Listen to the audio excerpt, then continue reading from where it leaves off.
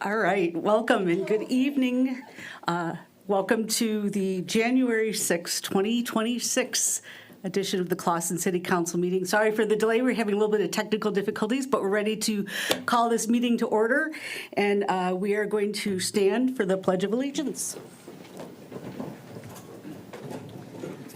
Pledge allegiance to the flag of the United States of America and to the republic for which it stands, one nation, under God, indivisible, with liberty and justice for all. Thank you. And next we have words of inspiration. And is that, it's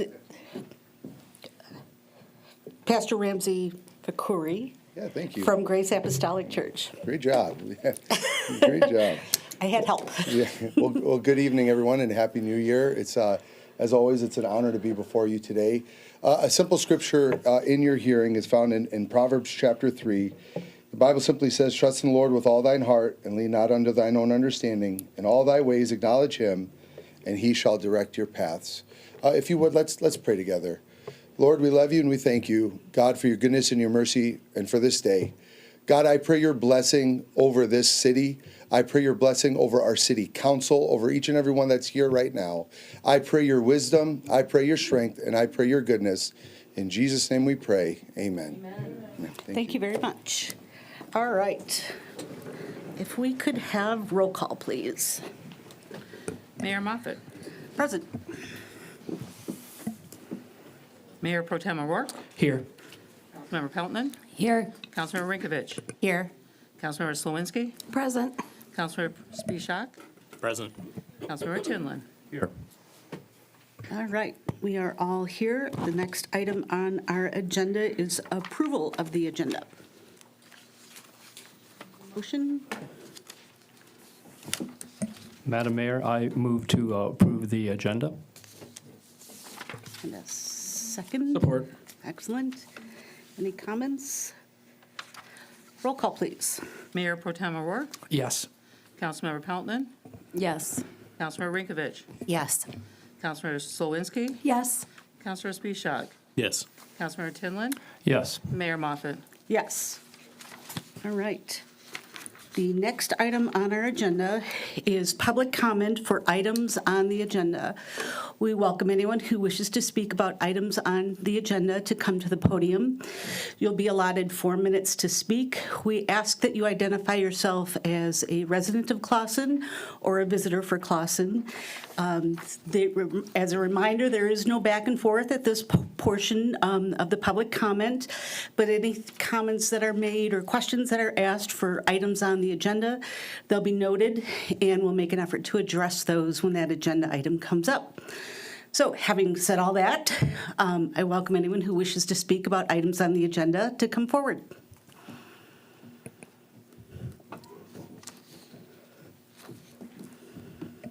Good evening. My name is Erin Redmond, and I am a resident of Clawson.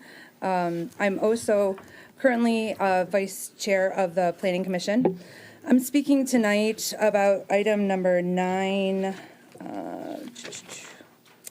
whatever you want to choose, D or E or both.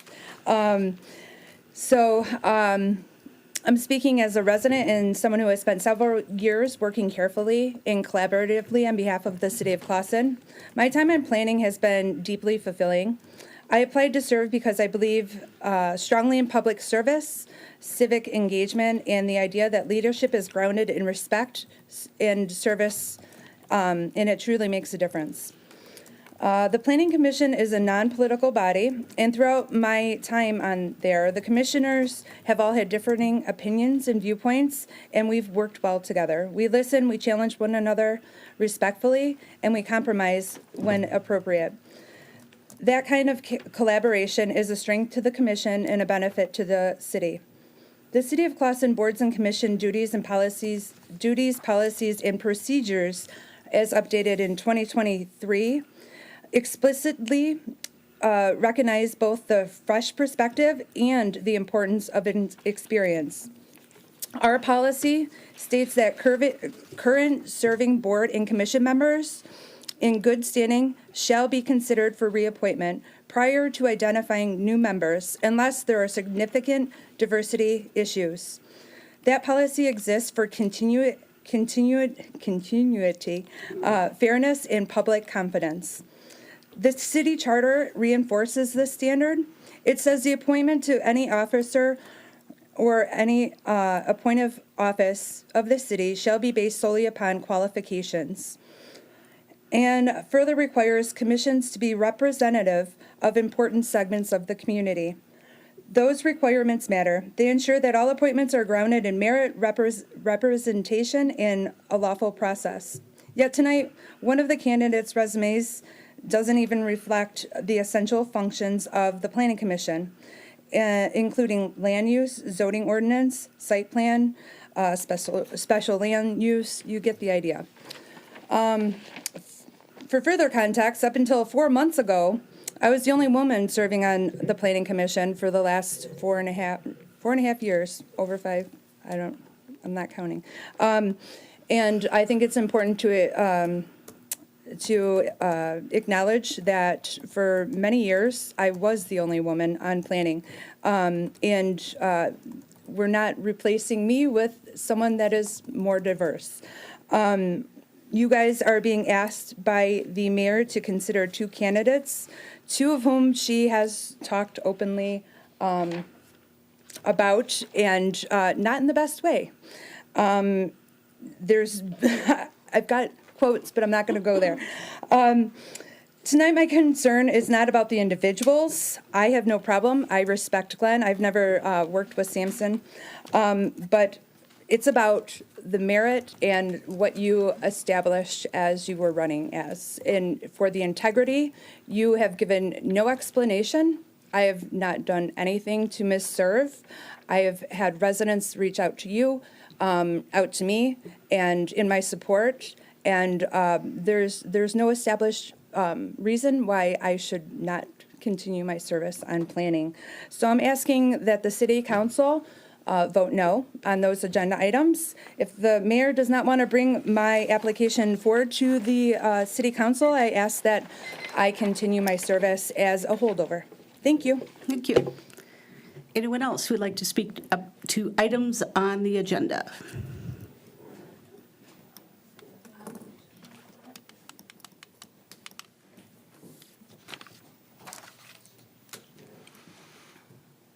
Okay. Hi, Linda Tap Hale. that, make sure it's on. I What? can never tell if it's on. Is it? Just tap the, okay, it is. All right, go ahead. Okay. Linda Hale, 940 West Selfridge. I'm here to speak on the same item. So previously I was up here and I supported Glenn Shepard for the vacant council seat because he received the next highest number of votes in the election. And it seemed fair to respect the will of the residents. After all, that was the same principle on how Mr. Tinlin obtained his previous council seat. I thought it was fair. However, I do not support replacing qualified planning commission members who wish to continue serving and who have done nothing to warrant removal. Mr. Shepard was ultimately deemed not suitable for appointment to the city council. And so I question how only 2 weeks later, he is now considered suitable for the planning commission. Is the planning commission not a body of merit that requires high caliber, qualified individuals? What changed in such a short amount of time suddenly to justify the confidence of this appointment to the board? Mr. Shepard was the council member who instigated the charter amendment leading to the May 6th special election, an action this council publicly opposed. I did not, but you guys did. He also supported the meeting in which Mr. Georges was asked to resign, only to be immediately reappointed by the mayor with Mr. Shepard's backing. The recent history is relevant and should not be overlooked when considering appointments. Similarly, Mr. Sampson was a prominent member of the 2020 council, a period many residents, including myself, consider to be to have been a low point for Clausen.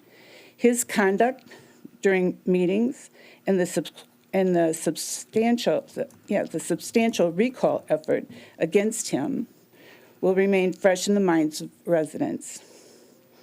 Moreover, the residents clearly expressed their opinion to Mr. Sampson just 2 years ago. Appointing him now raises serious questions about whether resident input is truly being considered. Madam Mayor, you campaign on transparency and listening to residents. I am a resident, and I am being transparent about why I oppose these changes. Aaron Redmond and Nate Hara have served competently, have done nothing wrong to warrant removal, and have expressed a desire to continue serving. Replacing them is unnecessary and unjustified. If the goal is increased volunteer engagement, there are other vacancies where Mr. Shepard and Mr. Sampson could serve without displacing effective, willing commissioners. The current proposal does not reflect fresh perspectives, nor does it reflect the culture of the leadership you ran on. Thank you for considering my perspective. Thank you. Do we have anyone else who would like to speak to items on the agenda? I can't, there we go.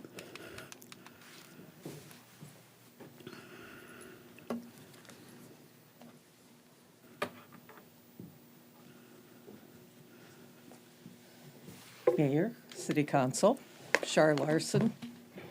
I'm not a resident, but I've been around the city for 27 years. And I would like to speak about both Nate and Aaron. They both served well. I have no idea why others are being considered when they've done such a good job. They've been transparent. They come prepared. They agree to disagree. They work together. And I strongly implore all of you that you consider that they are put on this planning commission for their next term.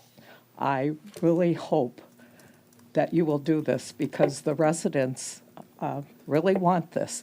There's so much going on in the city. We can't be building 5-story buildings. We can't be doing this and that. We have to consider, and the people that are on the committee will consider that. I have nothing against Mr. Sampson, but he does not have the background. I know Mr. Shepard does, but I believe what Linda said holds true. Both Nate and both Nate and Aaron are on there, and they have not given up their seats yet. So please, please consider this. Take this very seriously. I beg of you. Thank you. Thank you very much. Is there anyone else who wishes to speak?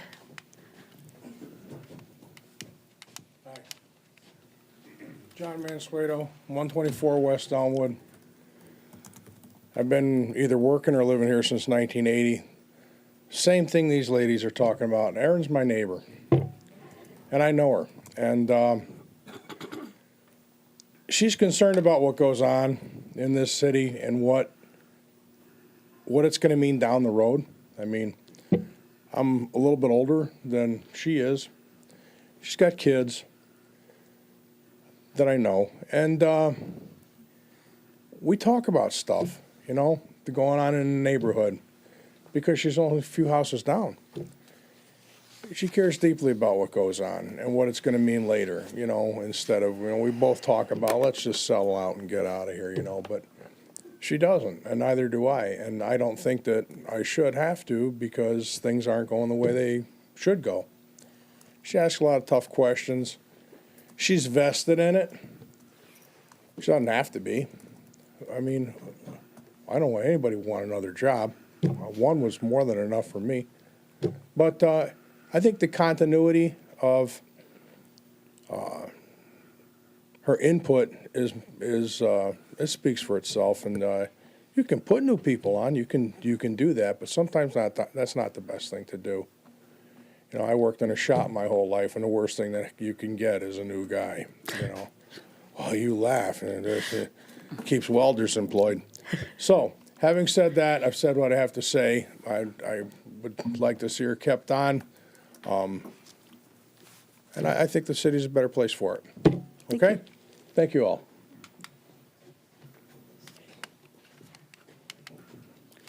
I see this lady was approaching. Did you want to? Okay. I'm sorry to see her. I'll be really quick, I promise. I do not know, I'm Karen, I live in Clawson. I don't know Aaron, I don't know Glenn, I don't know anybody running on this stuff. I do feel that since Erin's been here and she knows what she's doing, why replace somebody that's been there? I really understand, you guys are all new and you want your own people in there, but I just don't feel it's right replacing somebody that knows what they're doing, and I think she should keep her job. Thank you.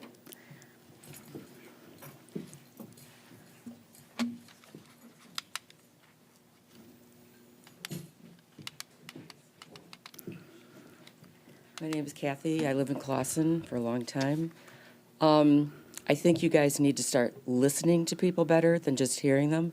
I remember when I was here at the end of last year, after you had all taken office, Mr. Kucera basically begged you not to replace the two people because he said he had a lot of new people already. It takes a long time to really know what you're doing. I think it's important for the city to have some continuity, to have faith in the people that are sitting there. I've been to planning commission meetings. I've observed Aaron and Nate. I have found them to be on time, prepared, accessible after the meetings, very caring, they're knowledgeable, and I think you don't fix what's not broken, and they're not broken. Start listening to us. Not just hear us make noise, but listen to us. We are the city of Clawson too, and whether we voted for all of you or not, you represent us, and we're asking you to listen to us. Thank you. Thank you. Anyone else for items on the agenda?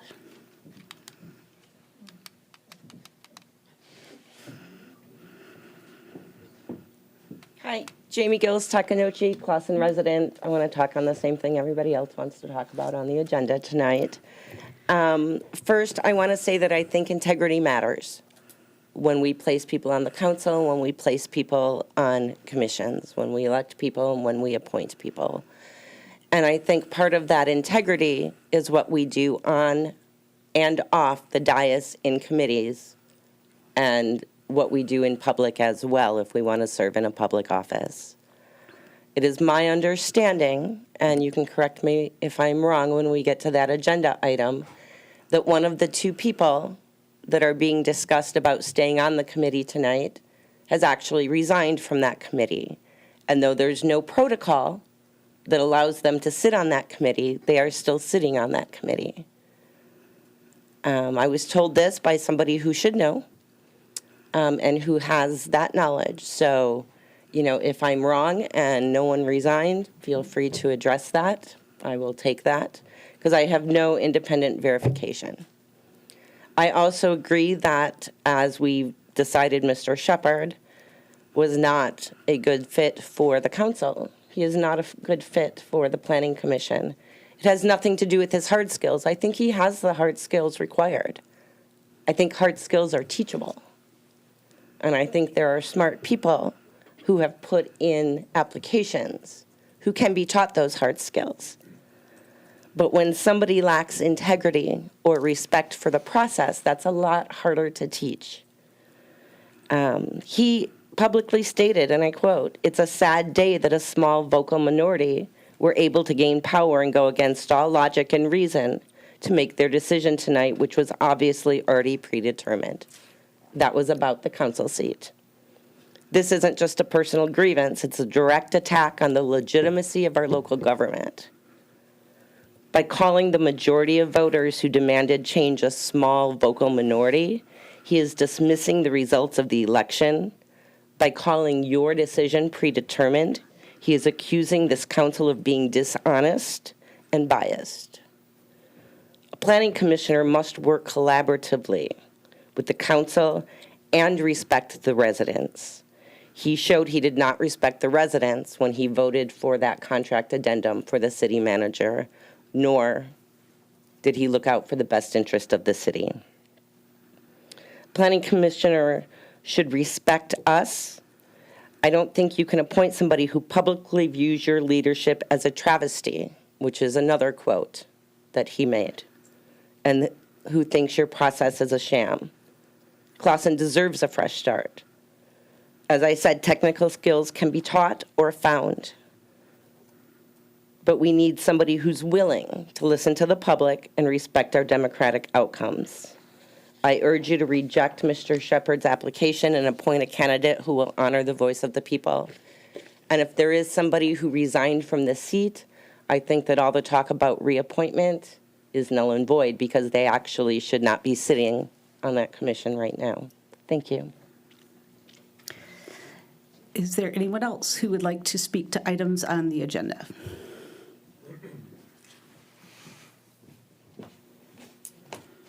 Hello, Madam Mayor, Council. Thank you for the opportunity.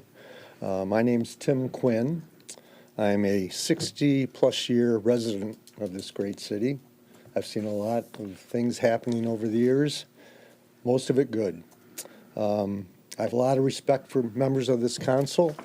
I also had a lot of respect for members of the past council. Just a little background on me. I currently reside on the Ethics Commission here. I'm also on the Planning Commission up north at a home that we have up there. I was approached by the supervisor years ago asking me if I'd be interested, and I wasn't sure if I wanted to do it. So I thought I'll do some homework. I'll go to my local meetings and watch on TV and see how this whole thing works. Well, it didn't take long for me to be very impressed with both Nate and Aaron and the job that they did. They showed up every meeting prepared. They knew what they were talking about, and they had a passion and they cared about the city. And it actually made me want to get on board up north. It was their input, watching them. I was learning from them. So I'm a little disappointed that they're not even being considered to be reappointed. I know that both of them want the position. They didn't want to give it up. So they have so much knowledge to offer, so much experience to offer. I don't know why you would want to give that up. The city is moving forward. It's doing great things. I don't want us to go to the past. I'm not sure what's going on. I'm reflecting on some of the past events that have taken place. I reflect on some of the recent conversations that I've had. And I also reflect on the election results.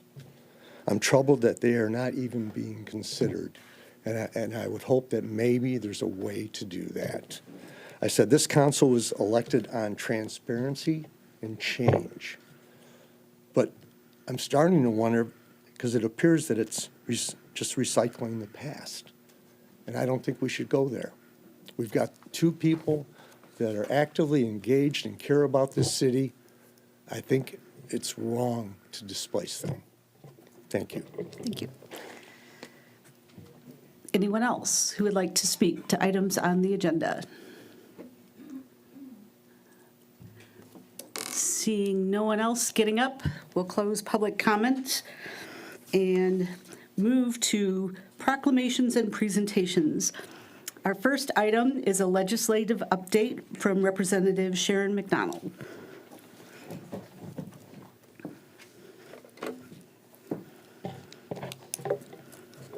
Good evening, everyone. I'm State Representative Sharon McDonald, and I'm proud to represent all of Clawson in the Michigan State House.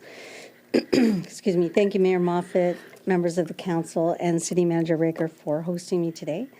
And thank you for everything you all do to make Clawson a great place to live and raise a family. Can I ask you to speak up just a little bit? You're a little hard to hear.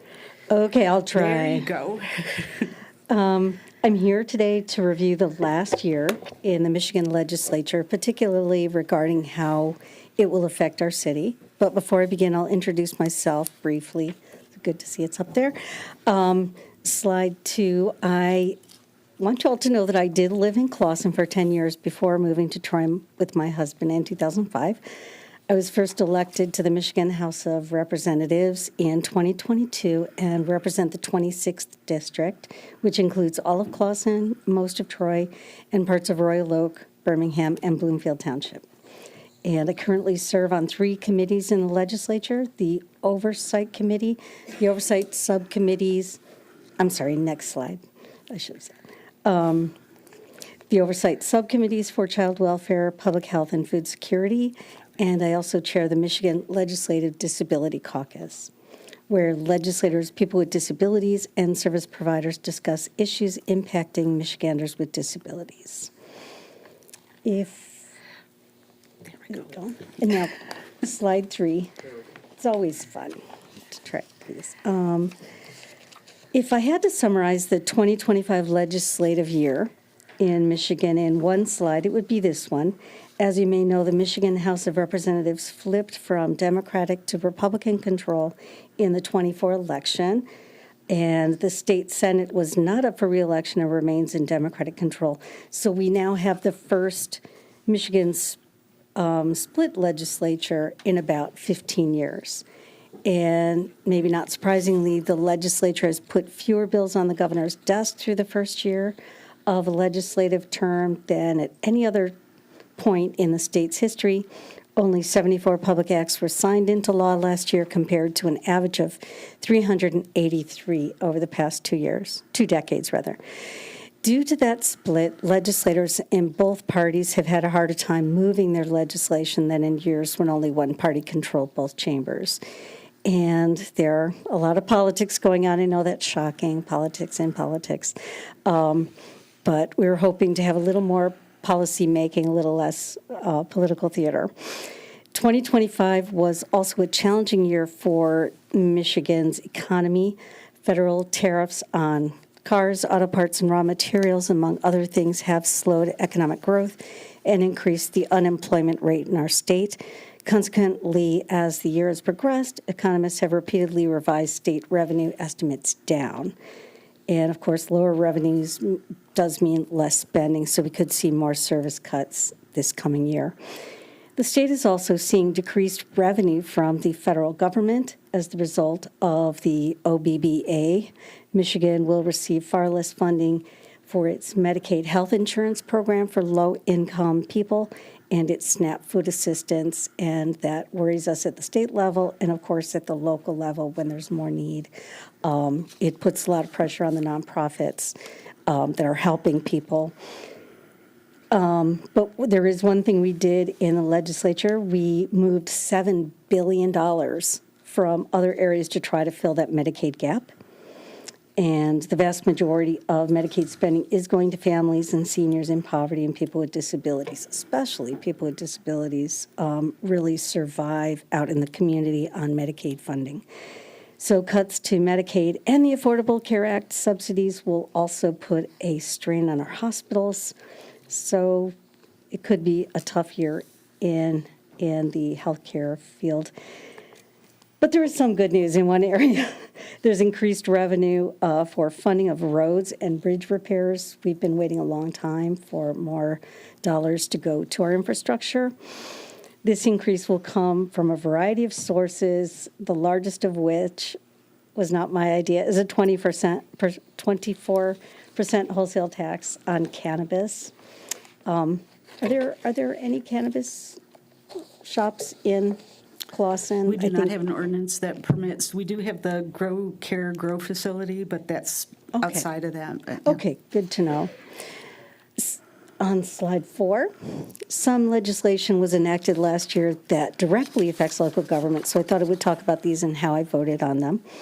Early last year, I voted for a rule change in the House regarding requiring legislators to disclose their funding requests for local projects. Under the rules, the legislator seeking funding for a project must disclose the recipient of the funds, the purpose, and other information the public has the right to know. So I did vote for yes on that. On the other hand, I voted against a rule in the House that required local governments to promise to cooperate with the federal immigration enforcement to receive funding for infrastructure projects. Whether or not that's still continuing into this year, I'm not certain yet. I mean, I have my own opinions about ICE, but I do trust the City of Clawson's Police Department to decide whether they should cooperate with them. There are cases of localities cooperating with ICE and then being sued for a lot of money. So I believe that the Supreme Court has decided that local governments are not required to serve federal agencies. I voted yes for the legislation that created the Public Safety and Violence Prevention Trust Fund. We'll see the numbers on that in a minute. That will supplement local law enforcement budgets this fiscal year and provide some help to Clawson. I also voted to protect state support for local governments through the Revenue Sharing Trust Fund, legislation that has not yet been signed into law by the governor. And looking ahead, you can count on me to oppose most legislation that exempts sales tax on various products and services. It seems to be a very popular thing for people to bring bills forward that, oh, if you're going to get a new phone, you don't have to pay sales tax, all of these ideas. The problem is it's that revenue that funds many of the programs that we need, and it really can hurt our schools and municipalities if we just keep chopping and chopping and chopping our revenues. Slide 5. The budget process, I don't know if you guys were following closely last year before you were in this position, but it was a bit sloppy last year. It did make the news. As you can see here, there were significant discrepancies between the constitutionally required budget timeline and how things actually played out in 2025.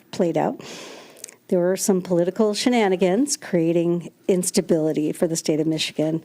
The majority party did fail to introduce its first budget draft until well after the statutorily required deadline, which threw every state-funded department and institution into uncertainty. But it was particularly harmful if you spoke to Clawson's school superintendent. I think you would find particularly harmful to Michigan's public school districts. The fiscal years began on July 1st. Districts were forced to make fiscal decisions in the dark until a budget was finally signed in early October. And you might want to consider joining me in asking House leadership to avoid these types of shenanigans in the future and get our budget signed for the fiscal year 2027 on time this year. Slide 6. We can separate the state budget process from the outcome of this budget. There were winners and losers for the different services and programs that benefit the people of Michigan.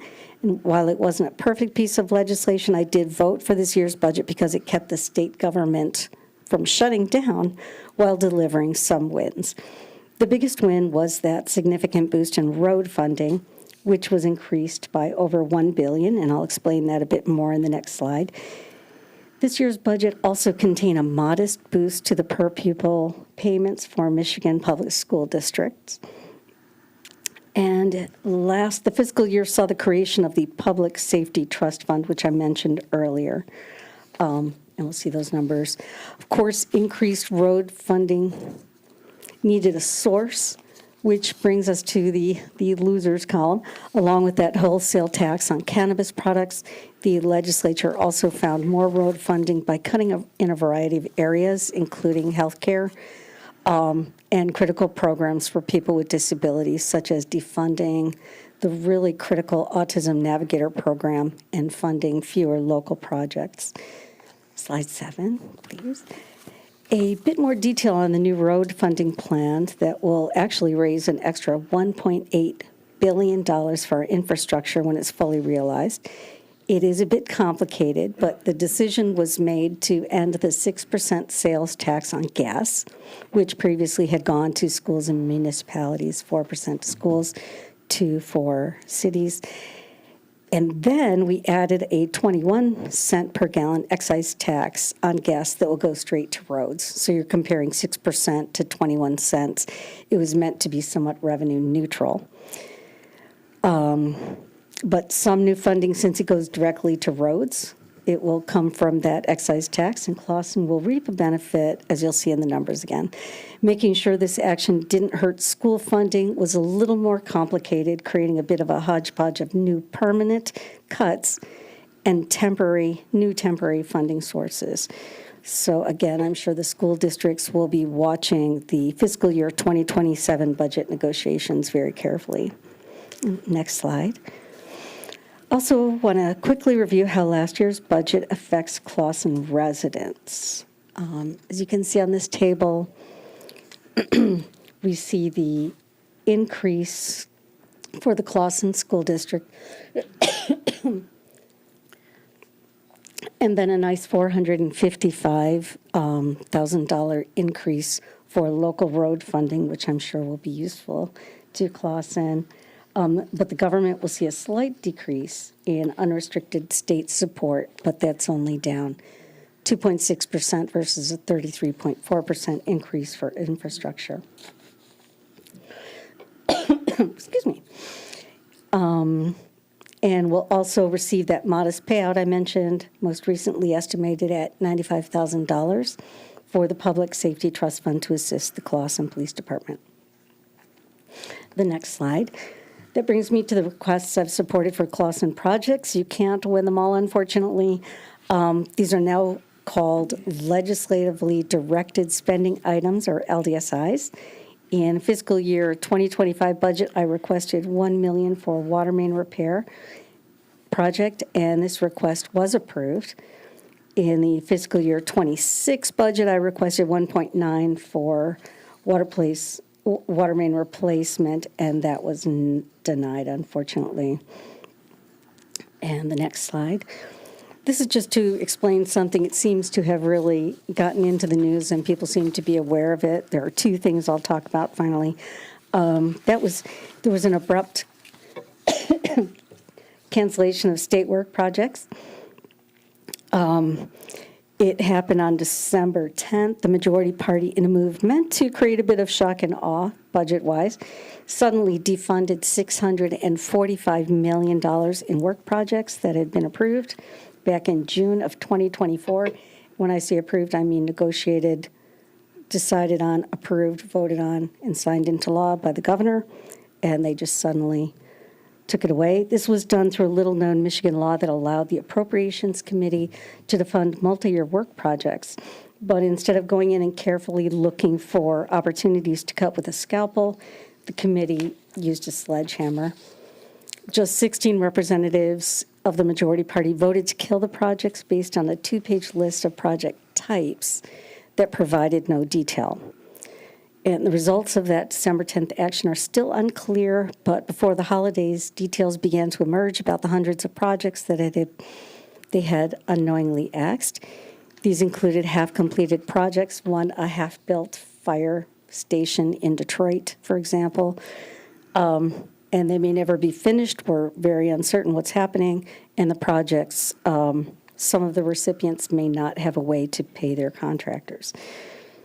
These canceled projects may include the $1 million I secured in 2024 for the water main repair, which I understand the city has not yet received from the state. We initially found out about this through a newspaper article because there's so little clarity in what's there. The majority party has said it's not their job to notify recipient cities and nonprofits of what they cut, so the governor has recently ordered the state budget office to produce a full list of the projects affected by that $645 million cut. Until that report is published, we can't say for certain whether funding for this or other projects were cut or spared. And that's the sad part of this decision, that they still don't know what they cut. And there's really no other way to view this, but I would say wasteful governance. Maybe you could debate that. The people of Clawson, Michigan do deserve better, and I will fight to ensure that Clawson receives the promised funding for the water main project. And if we do learn that the funding for this project was cut, I would recommend that the council also take steps to officially request a reinstatement of the funding. But we will stay in touch with you about that and with City Manager Raker. My house, our minority party has drafted legislation to prevent this nonsense from happening again, and we'll see what happens with that. Next slide, please. Just to share a few pieces of legislation I'm developing that could benefit Clawson. Earlier this year, I introduced legislation that would allow school districts to borrow money and issue bonds for technology upgrades.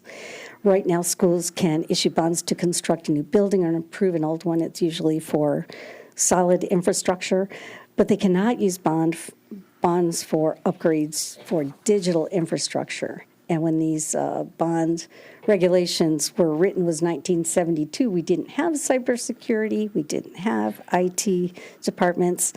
So that old law is forcing schools to pit tech upgrades against teacher salaries and other items.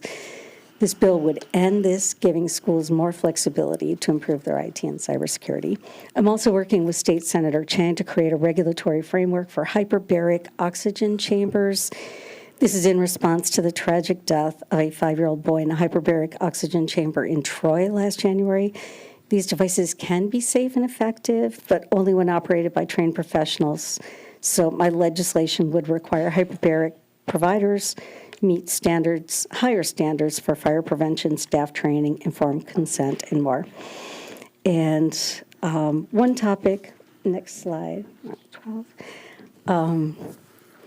One topic that has also exploded in interest over the past few months is data centers. It's something people have mentioned to me. You know, I go to a holiday party, everybody's asking me about that, and there's a lot of confusion about that.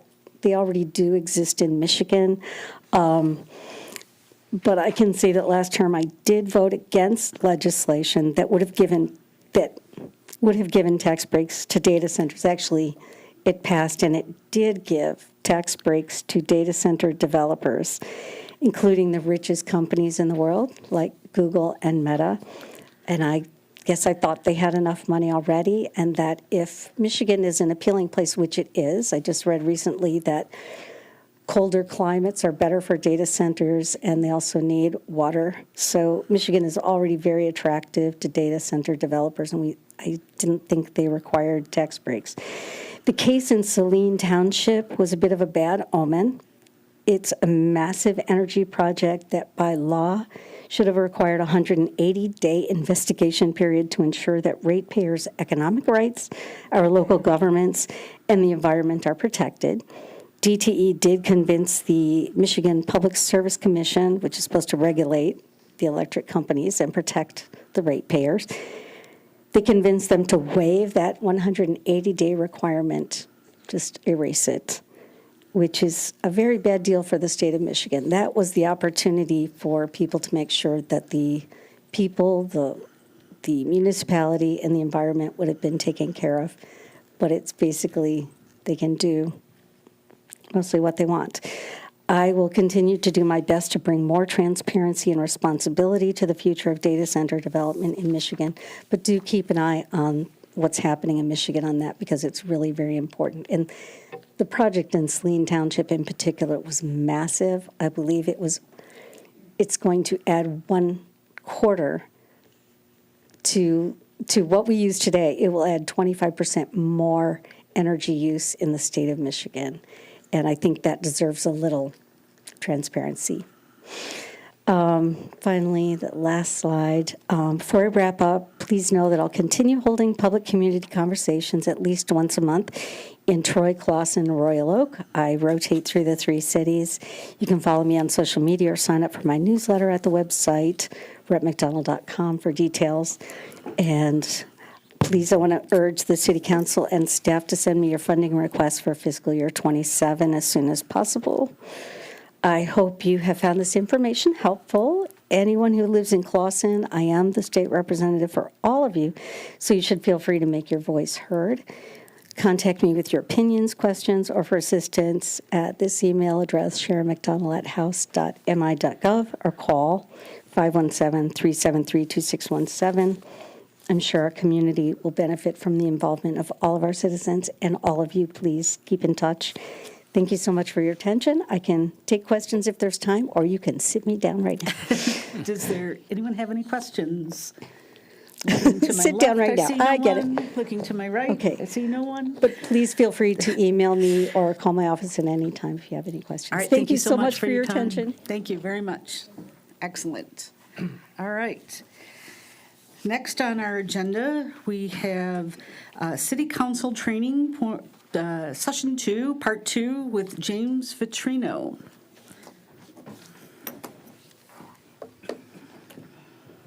All right. Thank you very much, Mayor, members of council, and I will keep this quite brief tonight. And it really is just a follow-up with the report that I believe was in your packet from the first, just providing an outline of what was covered at your at your council meeting a few weeks ago. Once the presentation's ready, if we can just go to slide 3, that'd be great, because I'm gonna keep it brief so you can get to your business. My goal this evening is basically to just highlight what was in the report. If you could keep going, one more. There you go. The topics covered was OMA, Open Meetings Act, FOIA, Freedom of Information Act, governance best practices, specifically Robert's Rules of Order and centralized public communication, and the city manager form of government. My report speaks for itself. Feel free to reference it. Feel free to ask questions of me at any point. That was the purpose that the city manager had asked that I cover during your first inaugural meeting. Just real quickly on each of those, the OMA pitfalls, I think we can all appreciate, particularly with social media. Those become more and more important. Treat on the FOIA, just treat everything like it's public, and you're really okay with FOIA. Don't say anything in writing that you wouldn't say at a public meeting, and that covers that one. Your Robert's Rules of Order and your precedent, was able to touch on that briefly. And then the easiest way to talk about council manager form of government is it's mayor and council to manager, manager to staff, and then the train goes the other way, back up the loop from staff to the manager to the mayor and council, council doing the policy work and the manager doing the day-to-day work for implementation of council policy. I would say that, you can go to the next slide, and the next slide. So I also provided in the report just 3 next steps for council if you wish to pursue them. The first is a city council goals and objectives session, which I know the city has done in the past.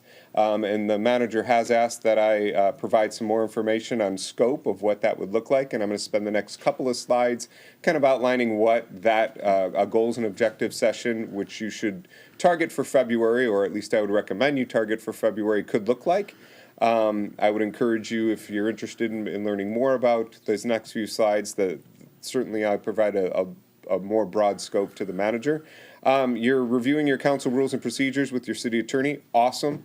Great next step. And then last, the city manager evaluation process. That wouldn't be till later in the fiscal year, but those are the 3 kind of next steps as the high level best practices for city council to consider. Next slide. These next couple of slides are just on that goals and objectives session. My suggestion is that you have one as a city council. You identify and clarify your priorities with the goal of aligning your priorities with the expectations that the city manager clearly has as you go into the budget process. In my opinion, the budget documents the most important annual opportunity for council to set policy priorities and for the manager to set forth what that execution plan is. And you can use a goals and objectives session, or many governments use the goals and objectives session to set those priorities so that as the manager goes in to prepare the budget with their department heads, when it comes to city council, it's reflecting what would be in a goals and objectives session in February as that document comes and becomes developed in March, April, and ultimate adoption. I just covered this. Make sure it's ahead of your budget development. It will require, this type of meeting will require weeks of preparation both by staff and the elected officials. Next slide. Actually, your 2-way. Administration or your city manager and his department heads need to set specific time aside to prepare for a meeting like this. I always recommend city council members be engaged one-on-one in advance of the goals and objectives session. That would be done either through a survey or individual telephone calls with council members, asking them what their priorities are, whether that's done by a staff member. Often, as the facilitator, I would do that. And then I would assemble that feedback as kind of the independent ear who doesn't have a stake in the actual budget or the staff assignments, and then deliver that in a way to the manager, and I would present it at a goals and objectives with the intent to try and align those expectations with what the manager would be concerned of day to day. Hopefully my experience in working with many councils in this type of environment engenders trust in the council members and trust in the city manager, so that what is documented out of the goals and objectives is clear, succinct, succinct and can be reflected in the budget. It's hard work sometimes because there is 7 of you. That's going to produce 7 times number of priorities, and that will equal some number that's much larger than 7. And often they all can't be priorities going into the budget session. So the real goal is first to inquire what those priorities are, bring you together as a group. You must decide as one voice what the priority shall be, and then that facilitator can help.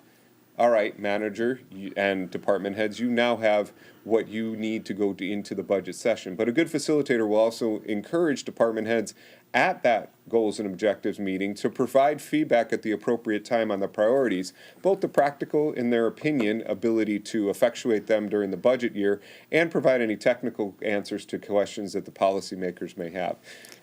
That was a lot of words to say. Make sure that you're getting individualized input, because so often you're only in this environment and you don't have that opportunity. Yes, Mayor. Yeah, I don't want to interrupt, but I wanted to ask a question. Have you talked about, and I think in the packet it talked about you being involved in that process. Have you already been engaged so you're just proposing that we consider engaging you for that process? Is that what's happening? Correct. The managers, your city managers asked that I provide a scope of work for a goals and objectives process, which I'll be doing immediately after this. And then from there, however your purchasing decisions are or your contracting decisions are, that's, in your hands, in your city manager's hands, in the city of Clawson's hands. But for my scope of work, that has not been provided yet. Okay, so that's a proposal that's being made, and that would be on a future agenda for consideration, correct? Yep, okay, gotcha. And again, whether it's me or someone else, I advocate external facilitation, just particularly to engender the getting policy direction from council members in advance of the meeting as a focused priority of a goals and objectives session. Just a brief couple of more slides. Next slide. Make sure you plan for an extended time. Minimum of 3 hours is usually what I recommend. Often councils will have this on a Saturday, but sometimes they'll have it just as an extended early start evening meeting.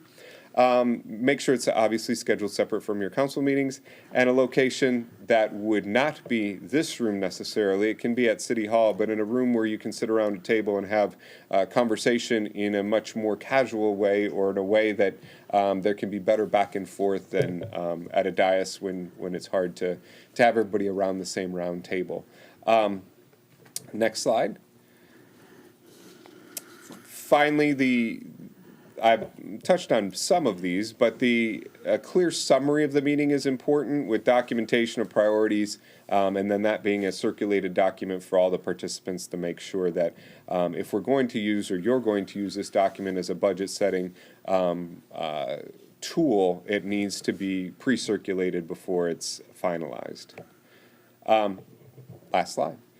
That's it. So what I've achieved this evening is providing you a report on the first ask that you had of me, which was your meeting 2 meetings ago, I believe, and then your next step, which was an ask from the city manager to outline what a goals and objective session could look like. And I leave that for you. And if you have any questions, I'm available. But I'm sure you have other business to get to this evening. All right, well, let's check for questions, starting down this way. Anyone questions? No one this way? Any questions this way? All right. There's no questions. Thank you so much. All right. We will move on to our next agenda item, which is consideration of approving the following consent agenda. The consent agenda consists of minutes of the regular council meeting held on Tuesday, December 16th, 2025, as presented, and the list of bills in the amount of $2,443,766.96. Madam Mayor, I move the consent agenda be approved as presented. Second. Roll call, please. Councilmember Pelton, Yes. Councilmember Rikovich, Yes. Councilmember Slawinski, Yes. Councilmember Spishak, Yes. Councilmember Tinlin, Yes. Mayor Moffett, Yes. Mayor Pro Tem O'Rourke. Yes. All right, we have approved the consent agenda. And we'll move on to item 9A, which is new business. The first agenda item is consideration of the first reading of an ordinance to amend the City of Clawson Code of Ordinances, Chapter 34, Article 10, Section 3.1.j and 3.1.k to reduce some rear setbacks in the CC and CMD districts, and Section 5.1 to permit front yard parking in specific parts of the CMD district. Can I get a motion? Madam Mayor, I move the first reading of an ordinance to amend City of Clawson Code of Ordinances, Chapter 34, Article 10, Sections 3.1.j and 3.1.k to reduce some rear setbacks in the CC and CMD districts, and Section 5.1 to permit front yard parking in specific parts of the CMD district be approved. Second. Nick? Yes, thank you, Madam Mayor and Council. So I will start just by saying there's two ordinance amendments here. In writing, it looks a little bit confusing, so I'm just going to say it very simply. So the first ordinance amendment for the city center, which is the CC and Central Mixed Use District, CMD, the amendment is to reduce the rear yard setback from 10 feet to 5 feet if the district is not R2, which is our single-family residential. So it's still maintaining a 30-foot rear setback if it's adjacent to an R2 district, but if it's another city center or CMD district, the rear setback goes from 10 feet to 5 feet. So that's one amendment. And the other amendment is just in the CMD, Central Mixed District, and only east of Main Street, south of 14 Mile. This is the only ordinance, only language that's being affected, is maintaining language to keep the 45 to 65 foot front yard setback, but there was a conflicting standard, which is what we're having to allow parking in that front yard. Because right now, as it's written, you're required to have a 45 to 65 foot front yard setback on 14 Mile, but you can't park there. So all we're doing here is allowing you to park in that front setback if you have that standard. So these are two, there's a lot of language here with minor things being changed. So I personally understood all of it except for I can't understand the parking issue. With the front yard setback? So in the CMD? Yeah, like where exactly is that? So before you couldn't park and now you can park in, is that what it is? Yeah, so that area, think of where Renshaw's and Old Port are, that area, how they're farther set back from the road. Yeah. So that's there's a minimum of 45 to 65 feet front yard setback to the building, but there's another standard for that district that does not allow front or side yard parking. So essentially, you'd have to build your building with that 45 to 65 foot setback, have it be green space, and you have to have parking in the rear, or the parking gets waived. But then you're essentially eliminating any usable space on those properties if you maintain no parking in the front yard and that same setback. And this came up because we were talking about potentially reducing that front yard setback to it's 0 feet in the rest of the district, or something a little bit lighter than 45, but there is a desire from the PC to maintain that front setback, but to allow parking there. I think I get it. So that it's before you couldn't have an environment like Renshaw and Old Port is, and this is to allow other buildings to sort of create that same thing. Correct. And Gotcha. again, there's several properties that fit in this area, but there's potential developments coming in, some potential changes to those buildings, and so we just don't want to have ordinances that conflict one another, essentially. Makes sense. I get it. Any other questions? Nick, did this have a public hearing at Planning Commission? Okay. And I don't recall anyone speaking during that public hearing. Okay, thanks. All right. If there's no other questions or concerns, roll call, please. Councilor Rinkovich? Approve. Councilor Slawinski? Yes. Councilor Spishak? Yes. Councilor Tinlin? Yes. Mayor Moffett? Yes. Mayor Pro Tem O'Rourke? Yes. Councilman Pelton? Yes. All right. We have just approved the amendments to the ordinances as presented.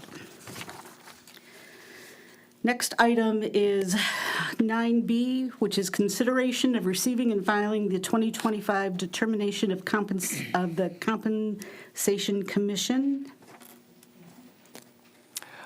Madam Mayor, I move the 2025 Compensation Commission determination be received and filed. Second. Second. Mr. Riker, do you want to talk about this? Sure. Thank you, ma'am. On Thursday, December 18th, 2025, the Compensation Commission held a meeting to review the compensation of the City Council.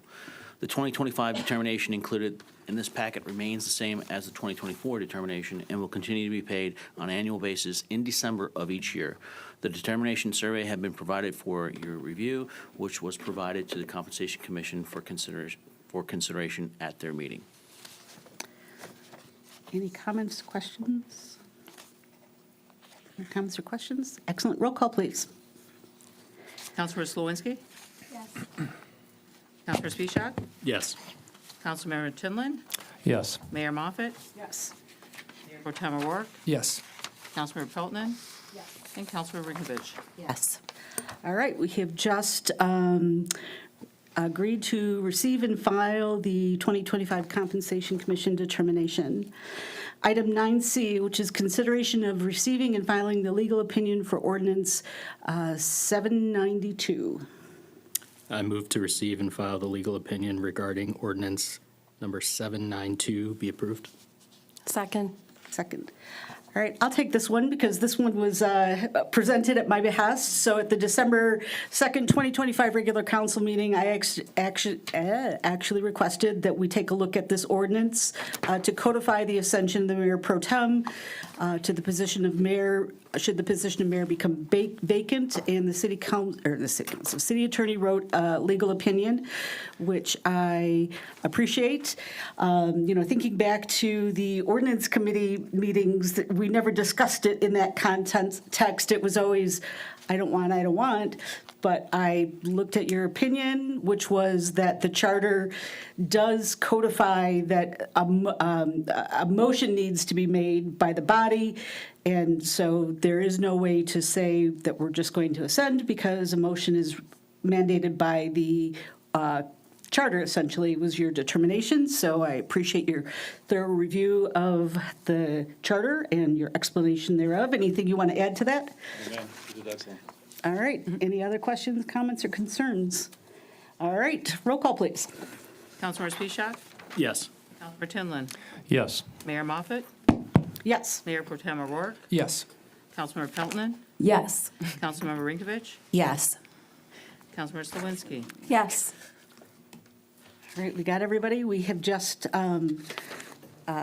received and filed the legal opinion from Mr. Nushai on ordinance 792.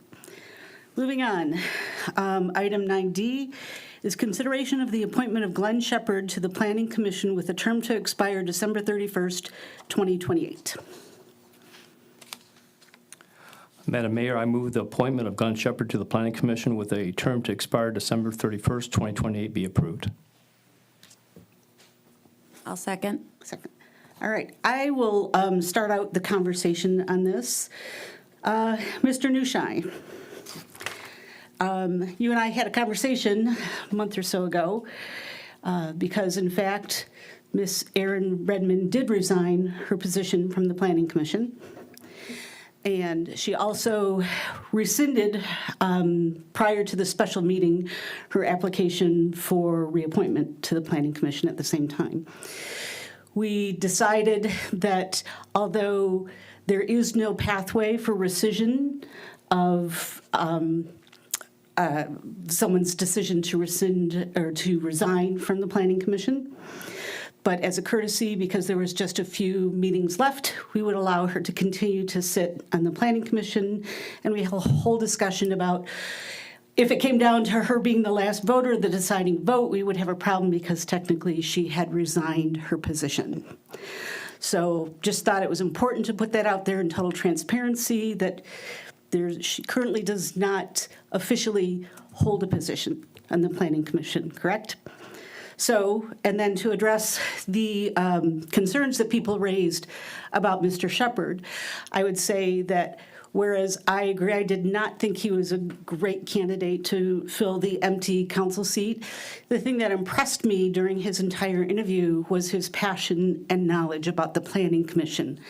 I will acknowledge that he has made some bad statements about myself and other members during social media, but so have other people. It's part of the job.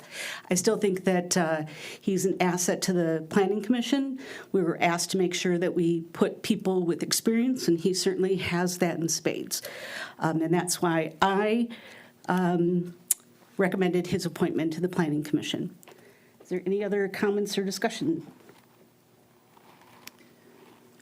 You know, I'm smiling over here, so I just want to comment as well. I struggled with this appointment, but I do believe Glenn is a very, very capable planning commissioner. I think he'll be an upgrade to the board. And yeah, we have all made decisions in the past we probably regret, right? So I think this is a good way to have the city heal, right? Move on, the water underneath the bridge. But I know he'll serve very well in planning commission, and I've done 2 appointments in planning commission, so I think I have some perspective on that. Thank you. Anyone else?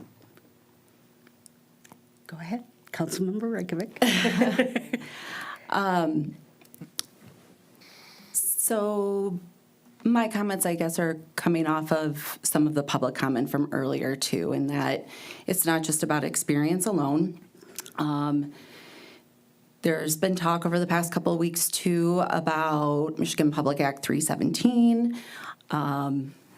I guess for me, given the applicant's prior involvement in that contested lame duck decision, and what I feel to be some unresolved governance issues, for me, I find it difficult to support the position. But fair enough. Yeah.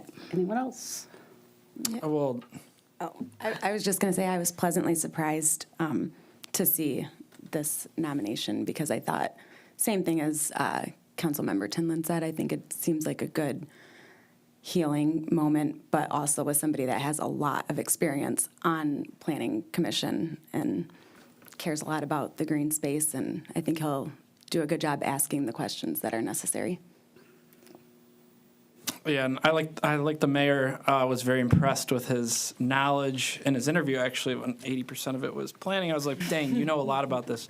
And I've talked to him. I don't always agree with him on the decisions, but I appreciate the passion that he has. So I support this nomination.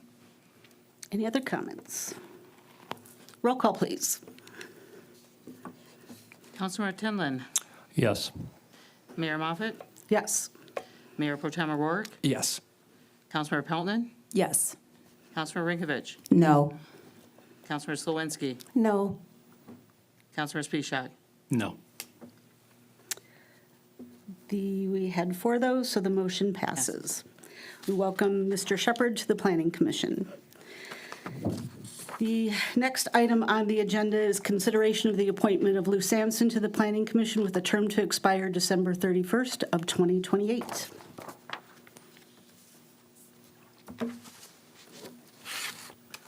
Oh, Yeah. Madam Mayor, I move the appointment of Lou Shepherd, Lou Sampson, to the Planning Commission with a term to expire December 31st, 2028. Support. Wrong page. All right. So we have a motion and a second. Mr. Sampson submitted an application for the Planning Commission, and although he's never served on the Planning Commission, he has served in a plethora of capacities throughout the community. And to address some of the comments that, again, were made during public comment, Mr. Sampson and I have had our issues in the past, but, the only constant is change, especially in politics. And I was happy to be able to present his application for appointment to the Planning Commission. Is there any other comments? Having none, roll call, please. We got one down here. Oh, sorry, I'm sorry. No, I was just going to say, Mr. Sampson has been on council before, so I know he has a lot of past information that could be very useful. But there are a lot of people that emailed that I've spoken to, and a lot of the concern is that he has no planning commission in his background. So, and I listened to some of the people tonight talk about how other people have a little bit more background, and so I really had to think about that, because coming in tonight, I wasn't really sure which way I was going to go. But my question is, are there any other people, like what happens if we vote no? Can someone tell me what the process is for that? Yeah, if this appointment fails, then the person who currently holds that position will continue to hold that position until they're presented for reappointment, or we present someone else to fill that seat. And that wouldn't be tonight, right? No, Okay, there's a so whole process, yeah. So which position was Glenn Shepard appointed to? Ms. Redmond's position. Okay. Okay, thank you. Yep. Any other comments or questions? All right. Ms. Councilmember Peltonen, I just think it's really helpful that he's lived here for a long time and is obviously very invested in the community. All right. One more time. Any other comments, questions, or concerns? All right, roll call, please. Mayor Moffett? Yes. Mayor Pro Tem O'Rourke? Yes. Councilmember Peltonen? Yes. Councilmember Rinkovich? Yes. Councilmember Slawinski? No. Councilmember Spisak? Yes. Councilmember Tinlin? Yes. All right, we have just approved Mr. Sampson to the Planning Commission. Welcome. All right. Next item on the agenda is unfinished business. I don't believe we have any unfinished business, so we move on to public comments for items not on the agenda. Again, we ask you to come to the podium, state your name, and indicate whether you are a resident of the city of Clawson or a visitor to our fair community, and then you will be given 4 minutes to express your opinion. And I remind you again that it is not a back and forth, but again, any comments that you make that or questions that are raised, we will try and address them during the remaining portion of the meeting. My name is Donna Hughes. I am a former long-term resident of the city. This comment references numbers that should be pointed out to you, the city council, as well as all the voters and residents. You may wish to write down some numbers as I speak. Words mentioned in the last several meetings include align with the voters, overwhelming decisions by the voters spoke, and there is a mandate. This is just not true. I don't see a mandate. I don't see overwhelming decisions for anything particular by the voters. Let's look at the numbers. 9,795 registered voters in the city of Clawson. The people who voted were 3,016, or 31%. 6,734 registered voters, or 69%, did not vote. If you consider the population of the city of Clawson, approximately 11,400, 3,016 residents voted, or 26%, 83,300, I'm sorry, the numbers are difficult. Anyway, 74% did not vote. Getting closer to the votes that each of you received, I'm going to use the average number of 1,500 votes that you each received. And if you have the same number of registered voters, you can see that 84% of registered voters did not vote for you. And if you change that to the number of residents in the city of Clawson, you can see that 86% of the Clawson residents did not vote for you. You are here to represent the residents of the city of Clawson, regardless of who voted and who did not vote. The rhetorical question is, how does this city council engage the entire community so that you are able to represent them? Being on city council is not about your personal likes or dislikes, but to assist, to be a representative of all the residents, not just the voters, to determine what is best for the city of Clawson itself. I'm going to be very excited to hear how you're going to engage the residents to talk with each and every one of you. Not listening to the most vocal of you. Very often the quiet people have fantastic ideas. How do you plan on encouraging those quiet people to speak up? A suggestion might be to be quite careful about how you speak and what you speak of in public and online. If you are identified by others as having one very vocal opinion, no one, absolutely no one, is going to approach you to provide or suggest a different opinion to or for you. You have now lost a segment of residents that may have a differing view. You have 86% of the population of Clawson yet to hear from. Good luck. Oh, one other suggestion. Remind yourselves that just because you can doesn't mean you should. I ask myself that question anytime I make a comment.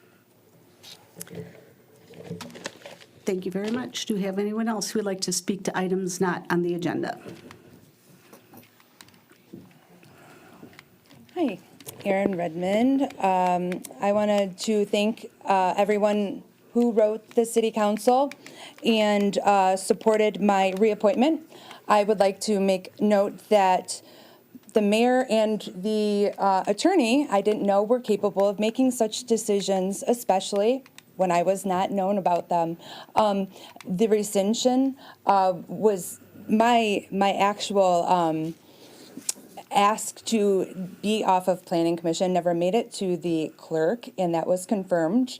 And the rescission was made prior to the clerk ever even knowing. So from what our attorney has said in the past about other ones, it was not binding. So it's interesting that you and the city attorney make decisions like that.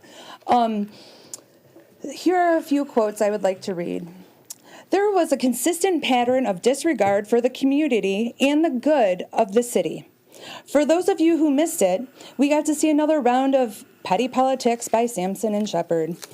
Once again, they are an embarrassment to the city because they think they are pretty princesses and need to be spoon-fed the information on a silver platter.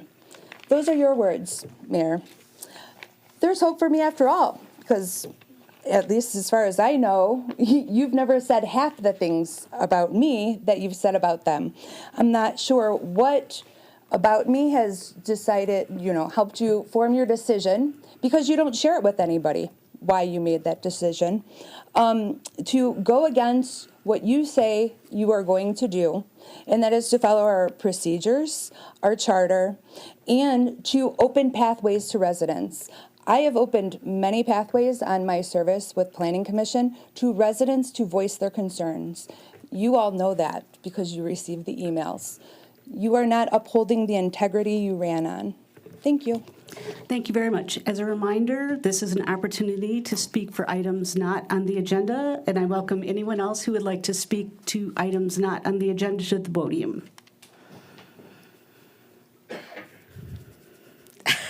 No fighting.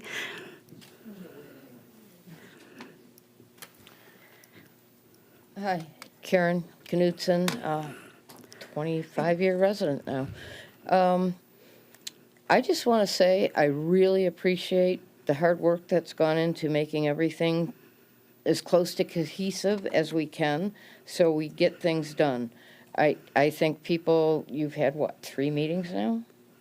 I think people have way too high of expectations for things to move forward. There's still past business that has to be dealt with. I really appreciate that you put Mr. Shepard and Mr. Sampson on the Planning Commission. Mr. Sampson has been here, forever. And Mr. Shepherd is a good guy, and I think he can be a team player. He was just, and I also want to state, we did vote for you. We can't help who didn't vote. That's not our problem. And you did have a mandate from the people that voted for you. This was absolutely why we did it. It's about ethics and integrity. And as long as you keep that up, you're good as gold. Thank you very much. Anyone else who would like to speak to items not on the agenda?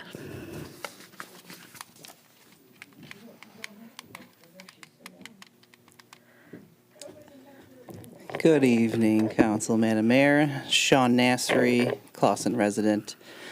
Let's see here.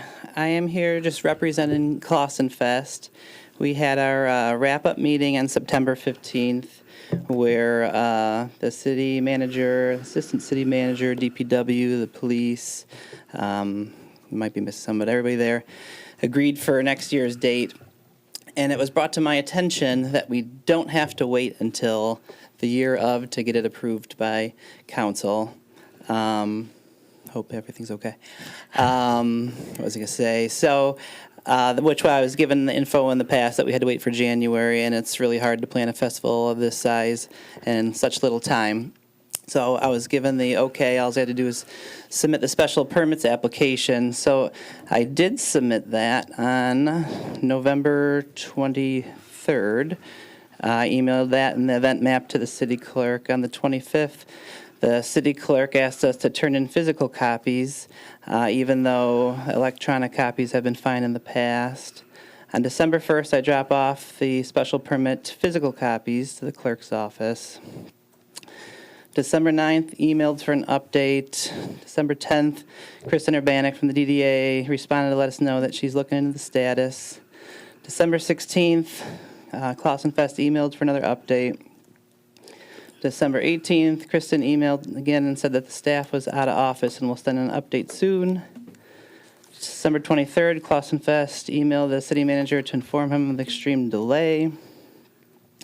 December 29th, city manager responds back stating that he's been out of office catching up on emails and needs to acquire greater understanding internally with staff first, so it won't be on today's meeting, but it'll be on the next. I did find Clawson Ordinance 779, Section 56-41, which states that the city shall approve and or deny any application within 25 days of filing wherein lack of approval within the stated period of time shall constitute a denial. Because of this denial, we resubmitted another physical copy to the city's treasurer office again on December 30th, asking for approval once again.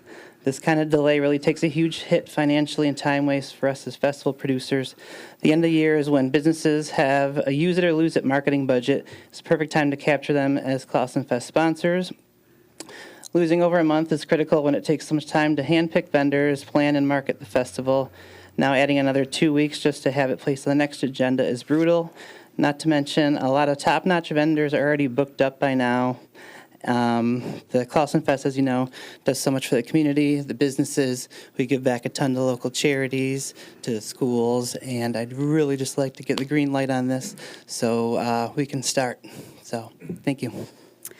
Thank you very much. Is there anyone else who would like to speak to items not on the agenda?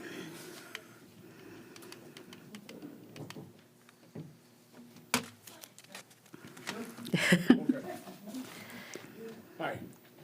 Again, John Mansueto, 124 West Elmwood. Glad to speak about something different. And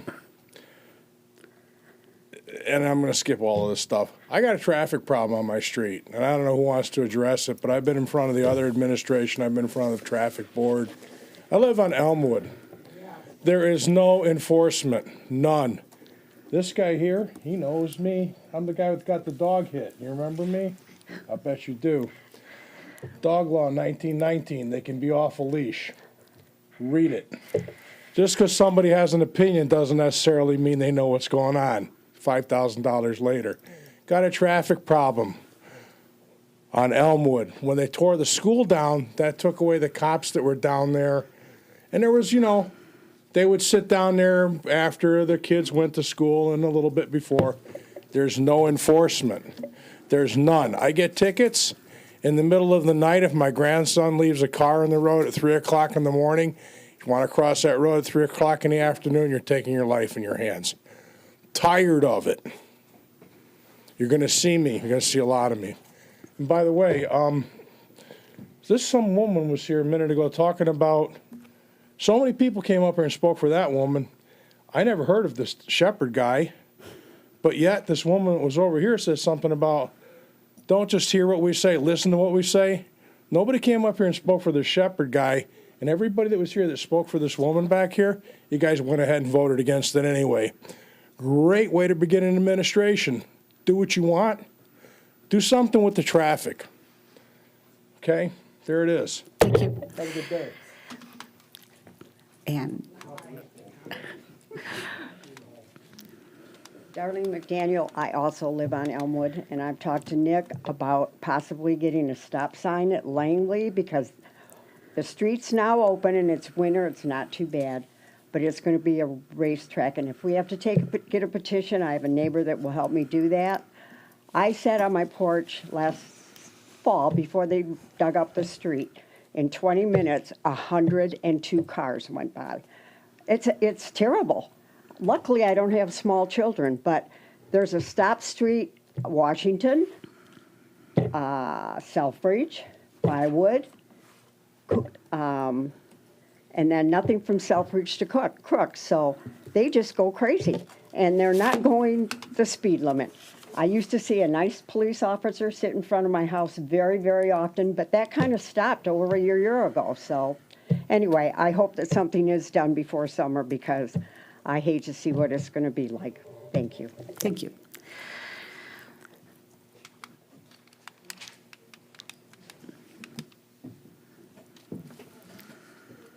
Hi, Jamie Gills, Takanochi, Clausen resident. First, I just wanted to say I'm here to talk about something that wasn't on the agenda that I expected to be on the agenda. The council has very publicly been talking about Public Act 317. The lawyer has given opinions, and he was asked for a written opinion on legal letterhead, right? A legal opinion on letterhead, which I thought would be part of this meeting or a meeting when that was prepared. When I reached out to council to ask about it, I was told that council member was told it was privileged, which really kind of upset me, right? We had talked about it in public. Why all of a sudden was this not being done in public? Why is it secretive? Is it because there's something in the opinion, or is it because the opinion doesn't really address the problems? I was then told it's not privileged, we're just not going to share it with the public. So perhaps, I believe it was the city manager who said it was privileged, misspoke on that word. I think that when a issue is before council and has been discussed, taking that conclusion and hiding it behind a FOIA wall is not the right thing to do. Now, I do want to start by thanking those of you on council who I reached out to who replied to me. And I especially want to thank Councilperson Tinlin, who has said that he will bring this up tonight so that we can discuss it and that he was for the transparency. And other people have also said that they speak for transparency, and I appreciate all of those answers that I received. I also want to talk about the status, right? So Mr. Tinlin said he would bring it up if there is a motion and a motion is passed, that the public can have access to that document, whether it's in minutes or placed on another agenda, that legal analysis needs to address the problems that we talk about and how that contract was negotiated. The city attorney cited AG opinions 5768 and 7295 to justify the contract. When I researched those opinions address corporate stock and dual office holdings in a small village. So I did think that we have under 25,000 people, but I don't understand how that negates the fact that this law says that you cannot negotiate that contract.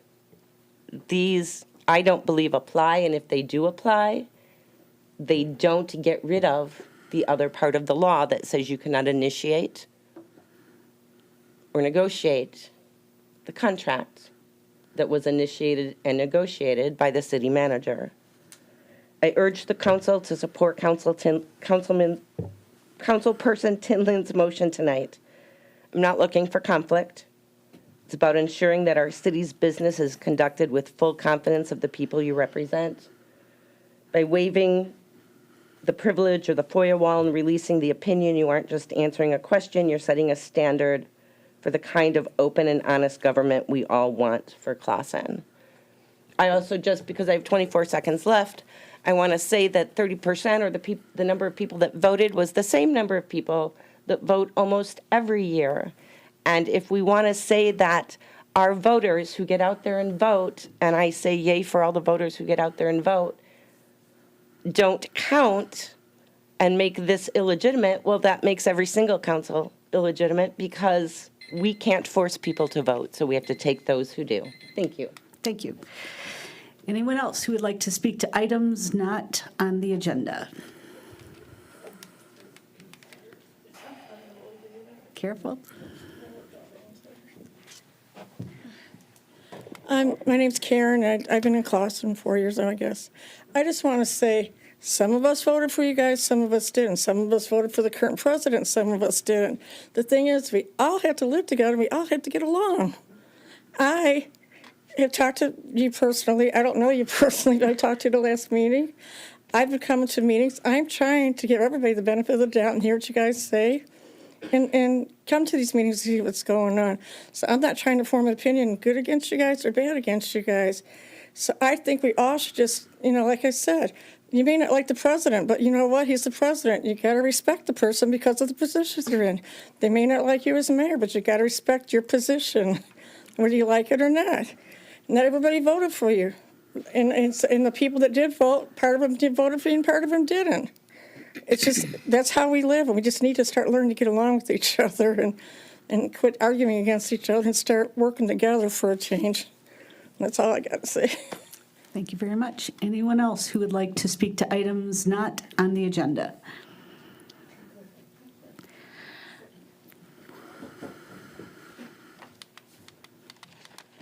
Good evening, Madam Mayor and Council. My name is Nate Hara. I'm a resident. I guess I get to speak today because I wasn't on the agenda at this time. Yeah, it's a bit of a surprise to me that I wasn't considered for reappointment, but I do want to thank all the residents who said nice things about our city and my service to it for the last few years. I wish I could have heard some discussion as to why I wasn't considered. I don't know what boxes I didn't tick. I basically just try to represent the residents, and I'm very sympathetic to affordability issues because it's very hard for some people to afford their home these days. But I've always just sought a win-win solution. I try to show up to meetings prepared with good ideas. Sometimes I spar with people who bring that, sometimes not. Sometimes I get to collaborate with people who have really good hearts, sometimes not. That's okay. But it is quite a shock to see the transition as of late and see absolutely no room for anybody who isn't kind of part of your party. I've ran for council twice. I lost twice. So I guess that makes me an expert on what doesn't work. All I did was listen to people and try to think like they would think as a resident and do what they would want and to be kind. It brings me no pleasure to say this, but it seems like to succeed in leadership roles in this city, you have to treat people like trash or collaborate with those who do. And I haven't actually, I mean, I haven't personally felt like trash until now because I'm just being discarded. But I've seen good people be treated like trash a lot lately, and I hope that can stop. I asked you personally, Madam Mayor, for it to stop, and I think deep down inside you're a very good person. And I miss you in that light. Seeing you nominate Lou Sampson over me, a person you led a recall effort on not long ago, that was not on my bingo card this year, but it is making for an interesting year. I wish you all a lot of success, truly I do. I hope that you don't allow yourselves to be a rubber stamp for someone else's agenda, because your usefulness will come to an end very quickly. And a lot of people are depending on you. I love this city. I love my neighbors. I can't wait to go down the street and see someone who needs help with their snow being shoveled or their leaves being raked. There's just so many great people in this city. They're worth protecting. They're worth stepping up for. I don't know what personal grievances the people who are making these decisions are making them for, but please be good to them. And I think that would be just great. One of the most vocal, nasty people I've seen on Facebook just came up here and asked you to expedite their approval for their for-profit event in Clawson. And I find that to be a bit of a conflict of interest, given all he has done to battle on your behalf, to poison the well of goodness in Clawson, to turn so many neighbors against others. Thank you. Your time is up. Thank you. Yeah, you're welcome.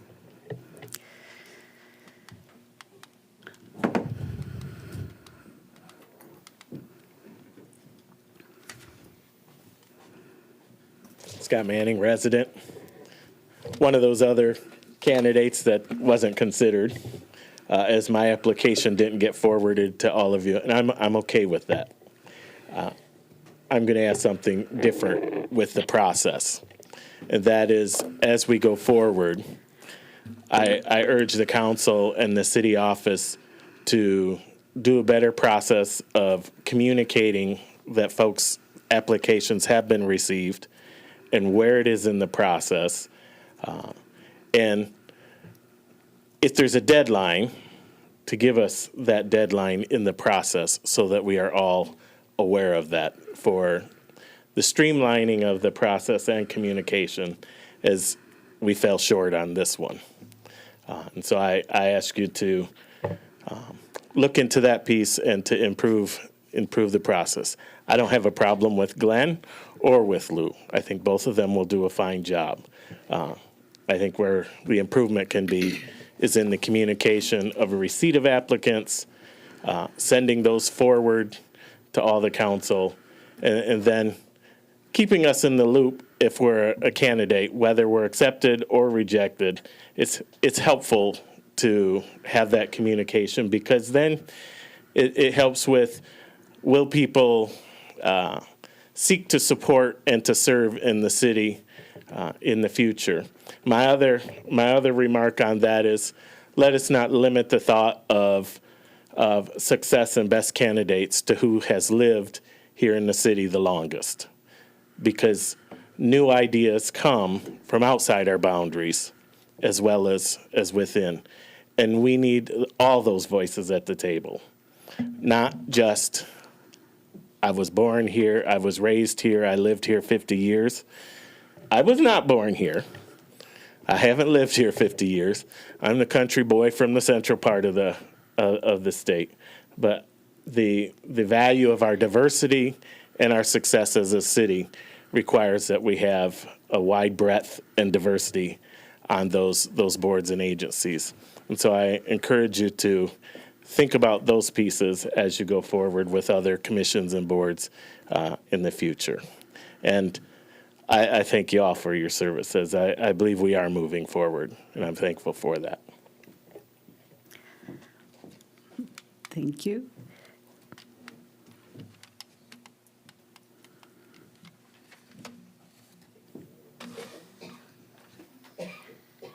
Hello again. The traffic issue. Elmwood has a problem, North Bywood has a problem. It's the same problem no stop signs. North Bywood's stop at Elmwood. So from Elmwood till school, people floor it. They maybe do a rolling stop at school and then straight to 15 Mile. It's the only road that goes from 14 to 15 straight through. I think Selfridge does too, but people like North Bywood. And I understand where people are angry about Elmwood because it just got opened up and people are going to drive on it because they want to see what the new road's like, okay? You know, it's very nice. And again, speaking about roads, aside from the one ice problem we had right after you guys took office, the DPW has done an excellent job keeping us moving forward and be able to get to work in places we needed to go. We've had some really sloppy weather, you know, but really that one time it was awful. It was really bad, and actually I slid through every stop sign on North Bywood when I left here because it was that bad. So I appreciate that they got that mess cleaned up too. I heard them chopping the ice out in front of my house one day. Nice. You know, it does. It's going to take a while for everything to settle in. Everybody's just got to sit tight and let things happen and get going with the stuff that's important to us. And everybody's going to have a different opinion, and that's fine. If they want to say it, they know where the meetings are and when the meetings are. Can't ask for anything more. Thanks. Thank you. Anyone else to speak for items not, come on up. It wasn't gonna come up, but I just got it. Okay. All this talk about. Name and are you? Oh, yeah, I'm Diane. I've lived in Clawson all my life. I remember when 14 was dirt. So I guess I gave away my age. Okay, about the traffic. I'm a crossing guard right out here in Maine and Fisher. Okay, I can't tell you how many times I have almost been hit by a car. I actually had to jump away to prevent myself from being hit. I can't tell you how many cars run the red light. It is every day, every day. It's not the police's fault. It's the drivers. They speed. They go fast. And when they see a yellow light, it means go faster. And it's like, I get very upset about that. But I don't know what to do. I'm just going to give you all this information and see what you can do. Okay? Thanks. Thank you. One more call for anyone who wants to speak to items not on the agenda.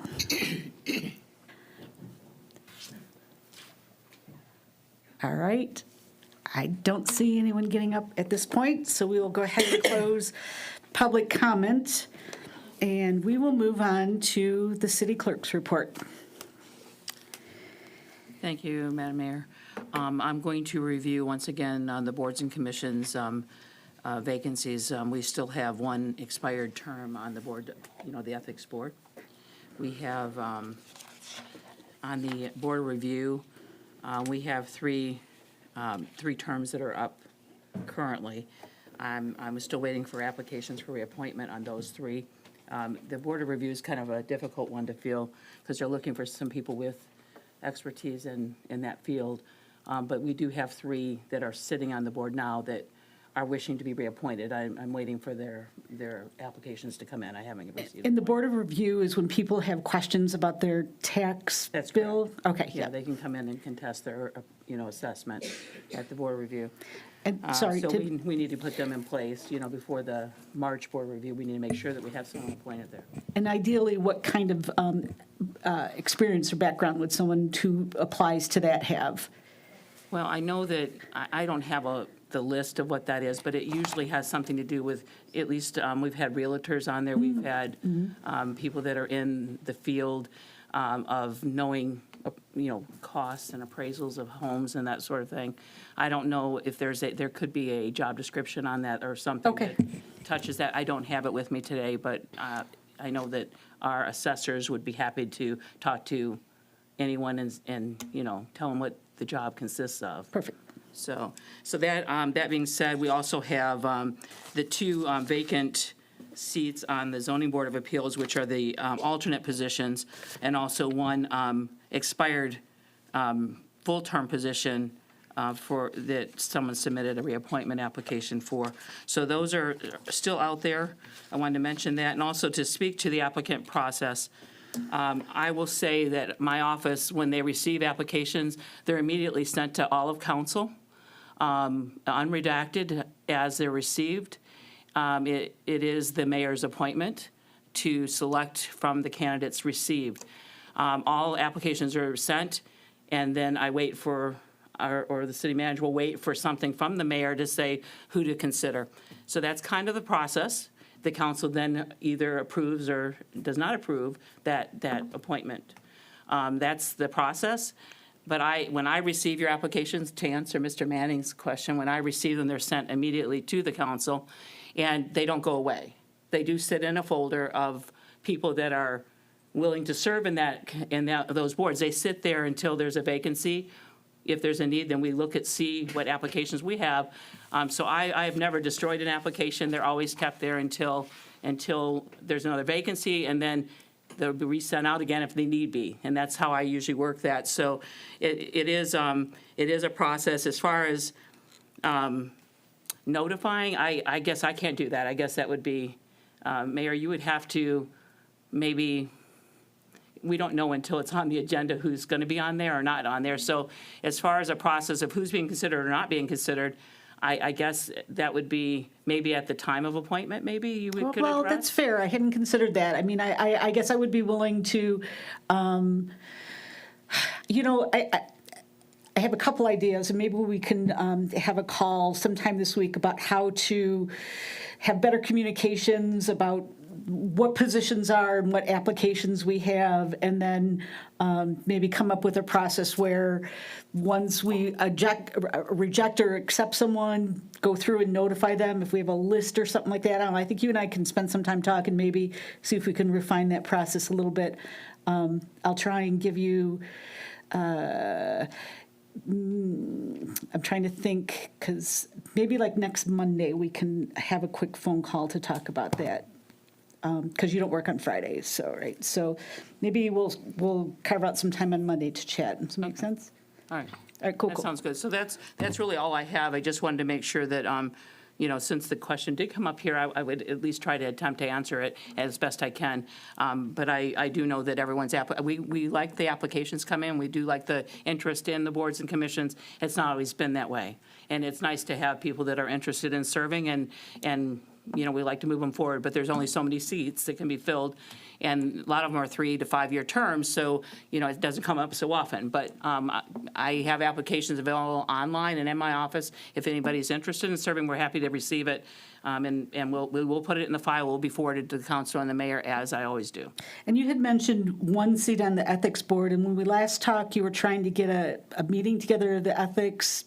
We did meet, and I think did you? City Attorney Nushai is going to speak to that, because he was present during that meeting, and I think he'll address that during his comments. Okay. But we did meet on Monday. Okay. All right. That's all I have. Any other questions? Yes. Yeah, I have a question, Michelle.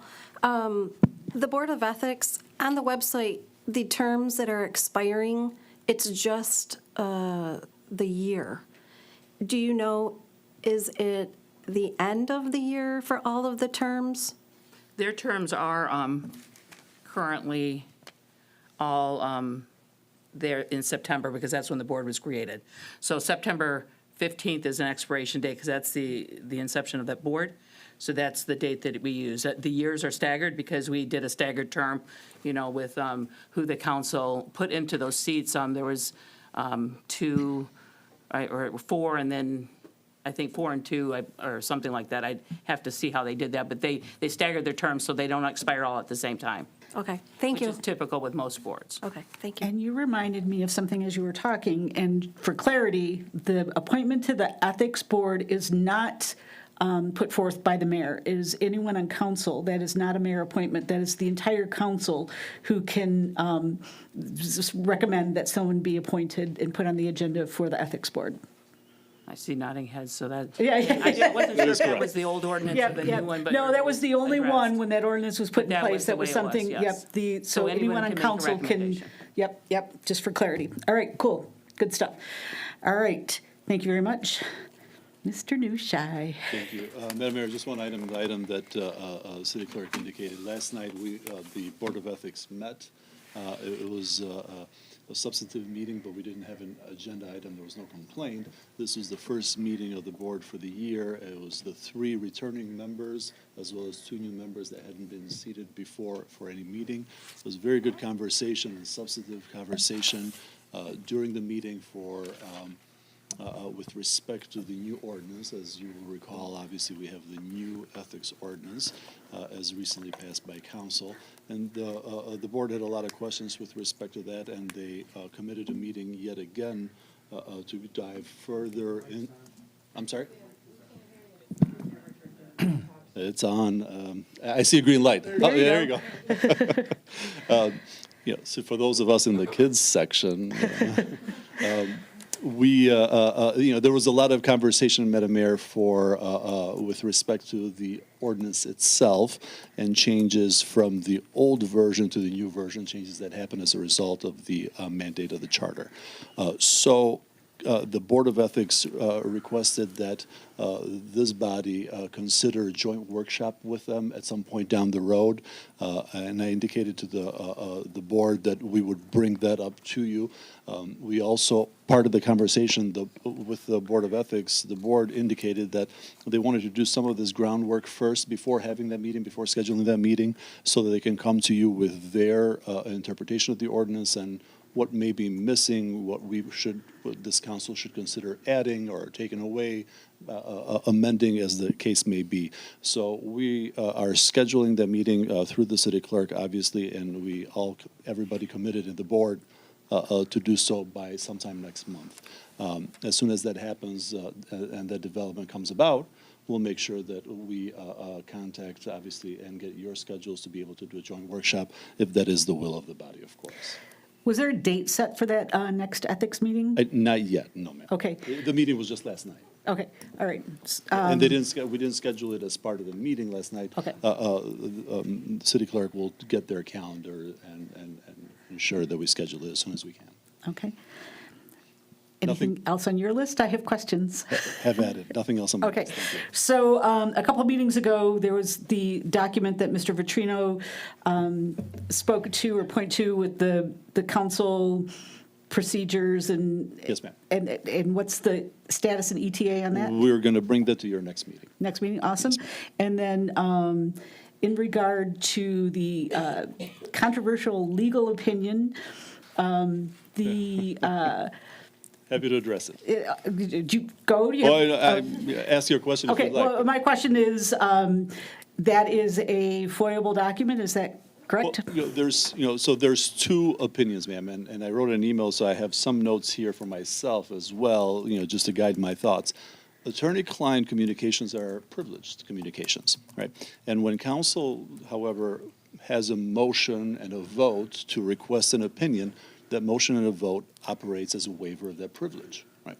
And that is the case, for example, with respect to my opinion to the city council on the issue of the city manager contract, which is why that document appeared in an agenda packet.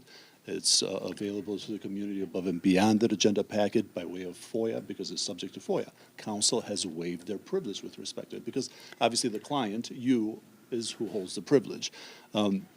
However, it just, the situation conspired that I wasn't here last time. My colleague, Kara Crofton, was here. A question was asked, and additional questions were asked with respect to the same factual scenario, but, varied questions, somewhat different questions. She opined orally, and then at the end of at the end of all that conversation between my colleague and counsel, Mr. Tillner requested that we have this document in writing. I don't believe there was a motion and vote. That being the case, there is no waiver of the privilege. There being no waiver of the privilege, we cannot violate that privilege that you hold. So there's nothing to say that we're hiding the document, far from it. I would recommend, as a matter of fact, that in order to see it to make it subject to FOIA, I don't believe council wanted the document, there was no vote. Council could very well have a motion right now to say we waive the privilege. Motion, second, vote, and off we go. So council didn't do anything to hide the document. I presume my colleague wrote the document. She would love for it to air out and to see the light of day. I think that was just simply the step that was missing that we ordinarily have, that we've always had. So without the motion to waive the privilege, is the document not subject to FOIA? It is not subject to FOIA because, again, it's an attorney-client communication. All right, that makes sense. I'm just saying, and so in order to make it subject to FOIA and be able to be received, we would just have a motion and a vote to waive the privileged classification of it, and then it can be FOIA'd. Yes, ma'am. Okay. All right. Any other questions from Mr. Nushai? Council comments. I see you at the bit there. Council comments. Well, since we're talking about the motion, can we do that, or? Yeah, so you can make the motion I was going to anytime. ask the agenda, but I didn't want to mess with the agenda. go for it. Because my true intent, when we were talking, because she verbalized everything, right? So that's already in official transcripts. Absolutely. And So I've again, learned something too, so now I know, right? So, but can we just make a motion to make this, remove the privileged status of this document so we can share it with the public? So let's specify the document, the legal opinion. Motion to waive privilege with respect to the legal opinion from, drafted by Attorney Kara Crofton. There you go. Madam Mayor, I motion to waive the legal client privilege of the document referring to Act 317 interpretation. Support. Any other comments, questions about the motion? So moving, if that moves forward, people who would want to have access to it would still have to do? They still They have still to have to do a FOIA, right? Anytime, Mr. Nushai, anytime a document is being requested to be released to the public, it is required to go through the FOIA process, and that's a matter of law, practice? Yes, both. Both. Okay. All right. Can, is that something we could make part of a motion, though, to also make it publicly available without requiring a FOIA request? No. It operates the same way for every citizen of the city of Clawson. If there's a document that we maintain as a matter of course in our website, for example, or... Yeah, sorry. My apologies. Point well taken, ma'am. Thank you. Again, this kids' table stuff. The kids' table. The obligation to maintain these documents and make them available to the public is the same for everyone. Citizen may request them by way of FOIA. Simple request to the city clerk. City clerk will respond with it within the appropriate time, and that's the rest of it. There are some documents, obviously, that we maintain. Things like that are available to anyone by way of being in the agenda packets. And similar other documents that may be the case.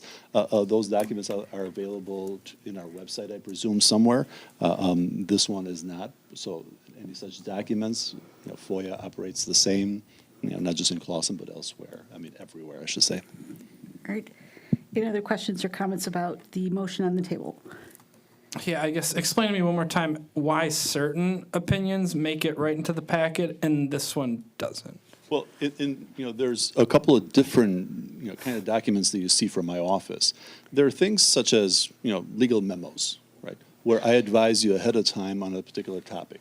City manager, as he drafts the agenda, may alert me to some issue or another, right? And I advise you ahead of time with respect to whatever the law may be, right? Those come in, they go on the agenda without any concern whatsoever. They're not attorney-client privileged documents because it's not specific advice with respect to any specific issue.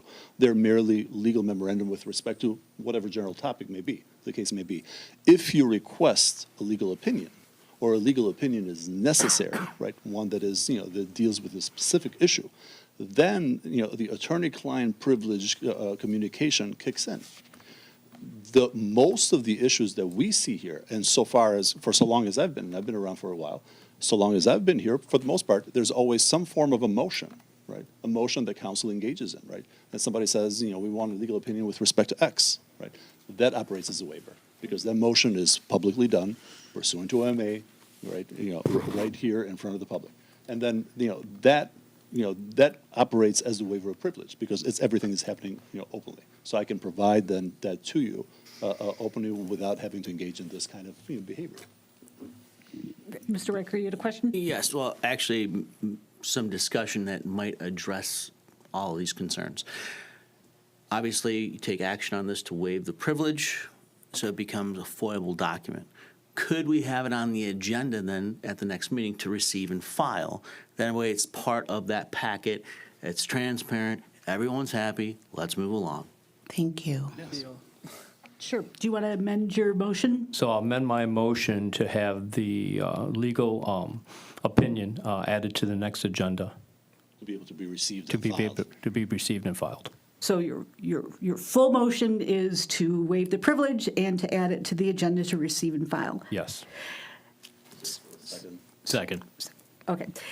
But in the meantime, prior to that, if this motion passes, anyone who's made a FOIA request can obtain it as soon as practicable from the city clerk, correct?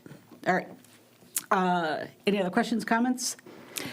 No, that was my biggest thing. I just don't want FOIA being used as a barrier or a roadblock was my biggest issue here for residents. When it felt like something that was openly and publicly discussed. I understand everything we've talked to and chatted via email, but I understand the process. I just don't want to add barriers. If we can, if there's a way to get around that right now for this particular instance. Right. And I appreciate that, ma'am. FOIA is not a barrier, though, obviously. It can be used as a barrier sometimes for. Not legally. Not legally, but it can be. And I don't think anyone in this administration or in this council has any intentions of putting up any barriers or using FOIA for that purpose. The only intention that anyone has is to make sure that the legal process is upheld. Well, this is super helpful. Thank you. Any other questions, comments, or concerns? Roll call, please. Mayor Pro Tem O'Rourke? Yes. Councilmember Peltman? Yes. Councilor Rinkovich? Yes. Councilor Slawinski? Yes. Councilor Spishak? Yes. Councilor Tinlin? Yes. Mayor Moffett? Yes. Is that everybody? Okay. All right.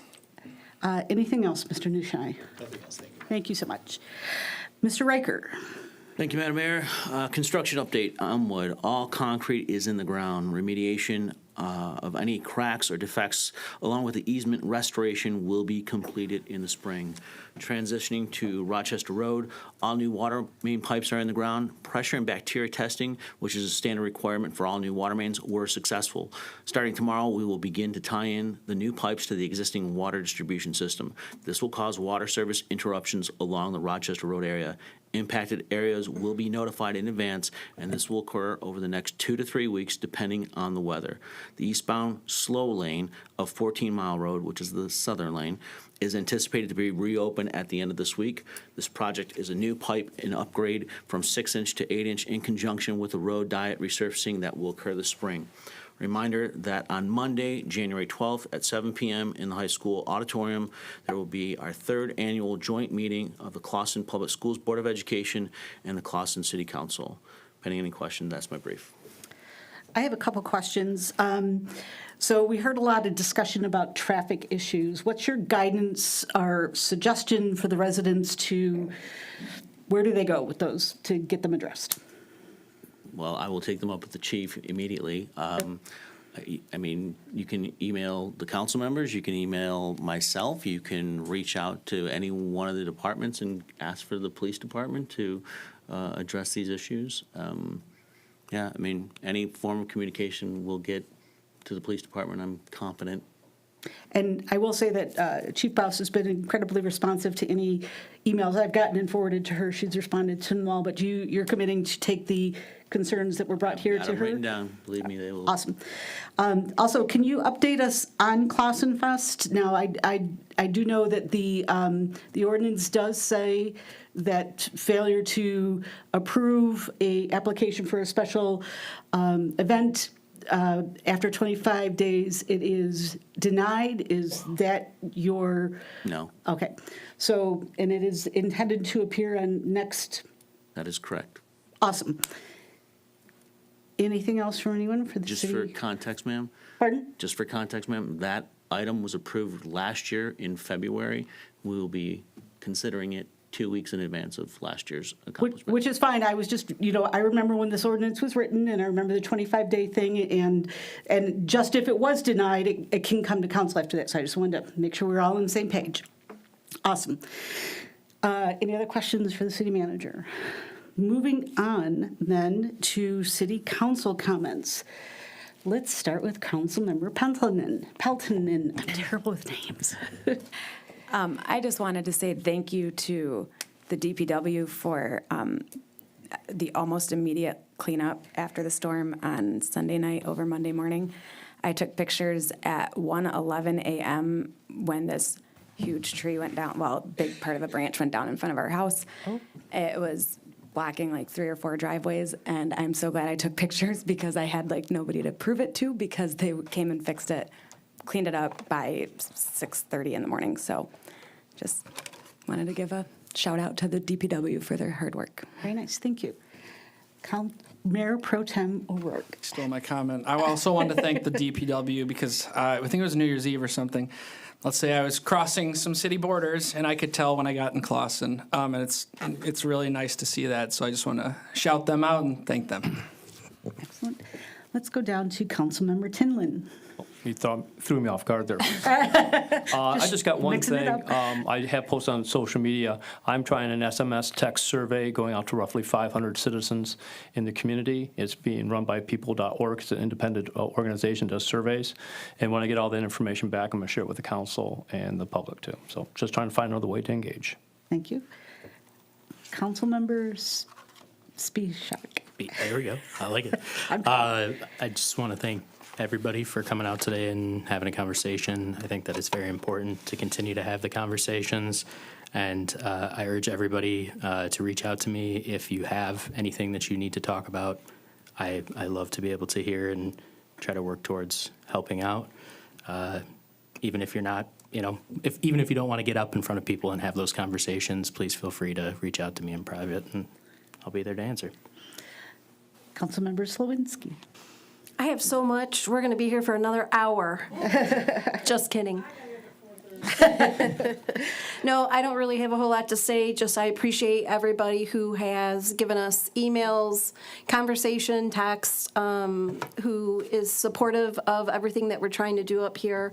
We're still fairly new, so there's going to be things at times where we're learning about things and how things work, procedures, and everything. So appreciate everybody supporting us and just making sure that that you guys are still communicating with us. So appreciate you guys. Thank you. Thank you. Councilmember Rankovic. I'm afraid to say everyone's name as I say it. Rankovic. I am so sorry. Mine will be very brief. I just want to let everyone know that I believe in good governance, and good governance depends on openness and accountability. And I'm grateful for the openness and transparency we gained tonight for the public. Thank you, everyone who reached out. I think I'm all caught up on messages, but I do believe that good governance depends on that openness and accountability, and I just intend to uphold that responsibility fully going forward. Thank you. All right, that leaves me, and I want to apologize. I made a commitment before that I would scoop up all the upcoming events, and I did not have a chance to do that for this meeting, so I failed, and I'm sorry. But I will say that there's a chamber is coming up there's a euchre event on the 27th, so everyone who likes to play euchre, please. the 29th. God, on the 29th, but aside from that, I don't have any information on upcoming events. So I am sorry. Check out the website of the city for more information. I want to thank everyone who came out and spoke, whether you were happy or mad. It is very important that you continue to come and speak to us because we do care about what you have to say. So thank you, everyone, for coming out tonight. And that concludes my rambling. We do have another item on the agenda, and that is consideration of going into closed session for purpose of receiving attorney-client privileged communication regarding the matters of McNeil versus the City of Clawson, Banis versus the City of Clawson, Village Landing LLC versus the City of Clawson, Bywood Square versus the City of Clawson, Jars versus the City of Clawson, and the City of Clawson versus, and I'm Treposaurus, pursuant to MCL 15-268 sub G sub H of the Open Meetings Act. Madam Mayor, I motion for consideration of going into closed session for purposes of receiving attorney-client privileged communication. Second. Okay, so we have a motion and a second, and what happens, everyone, is that we are going to leave the dais and we're going to go into a closed session. That will take however long it takes. At the end of that, we do come back out and adjourn the meeting at that time, but you're welcome to stay until we come back, or you can go and go to bed. So thank you, everyone, for coming, and we're going to go ahead and head off to the closed session. Roll call. Do we have to vote? Pardon? Oh, we have to vote. I am sorry. Roll call, please. Councilmember Pelton? Yes. Councilmember Rinkovich? Yes. Councilmember Slawinski? Yes. Councilmember Spishak? Yes. Councilmember Tinlin? Yes. Mayor Moffett? Yes. Mayor Pro Tem O'Rourke? Yes. Excellent.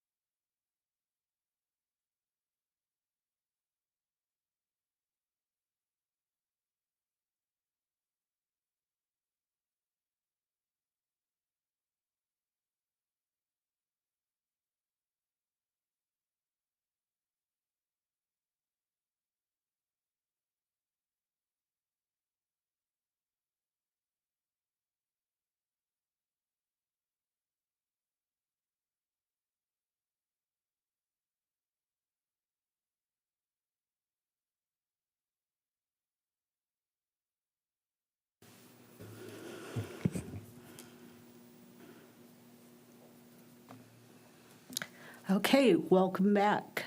Would someone like to make a motion? Madam Mayor, I make a motion to agenda. Nope, to receive and file. There's not a sorry. motion for that, it would just be a comment. A comment? That you received. Okay, so we was regaled with a lot of information by the city attorney in closed session, and we thank him for his time. Action was taken, no action be taken. No action taken. All right. Madam Mayor, I make a motion to close the meeting. Second. Roll call. Councilmember Slawinski? Yes. Councilmember Spisak? Yes. Councilmember Tinlin? Yes. Mayor Moffett? Yes. Mayor Pro Tem O'Rourke? Yes. Councilmember Pelton? Yes. Councilmember Rinkovich? Yes. And it's before 11. We are adjourned. Thank you, everyone, for your time. Thanks, Nick. May the force be with you. He called it, that's the I first don't missing. participate in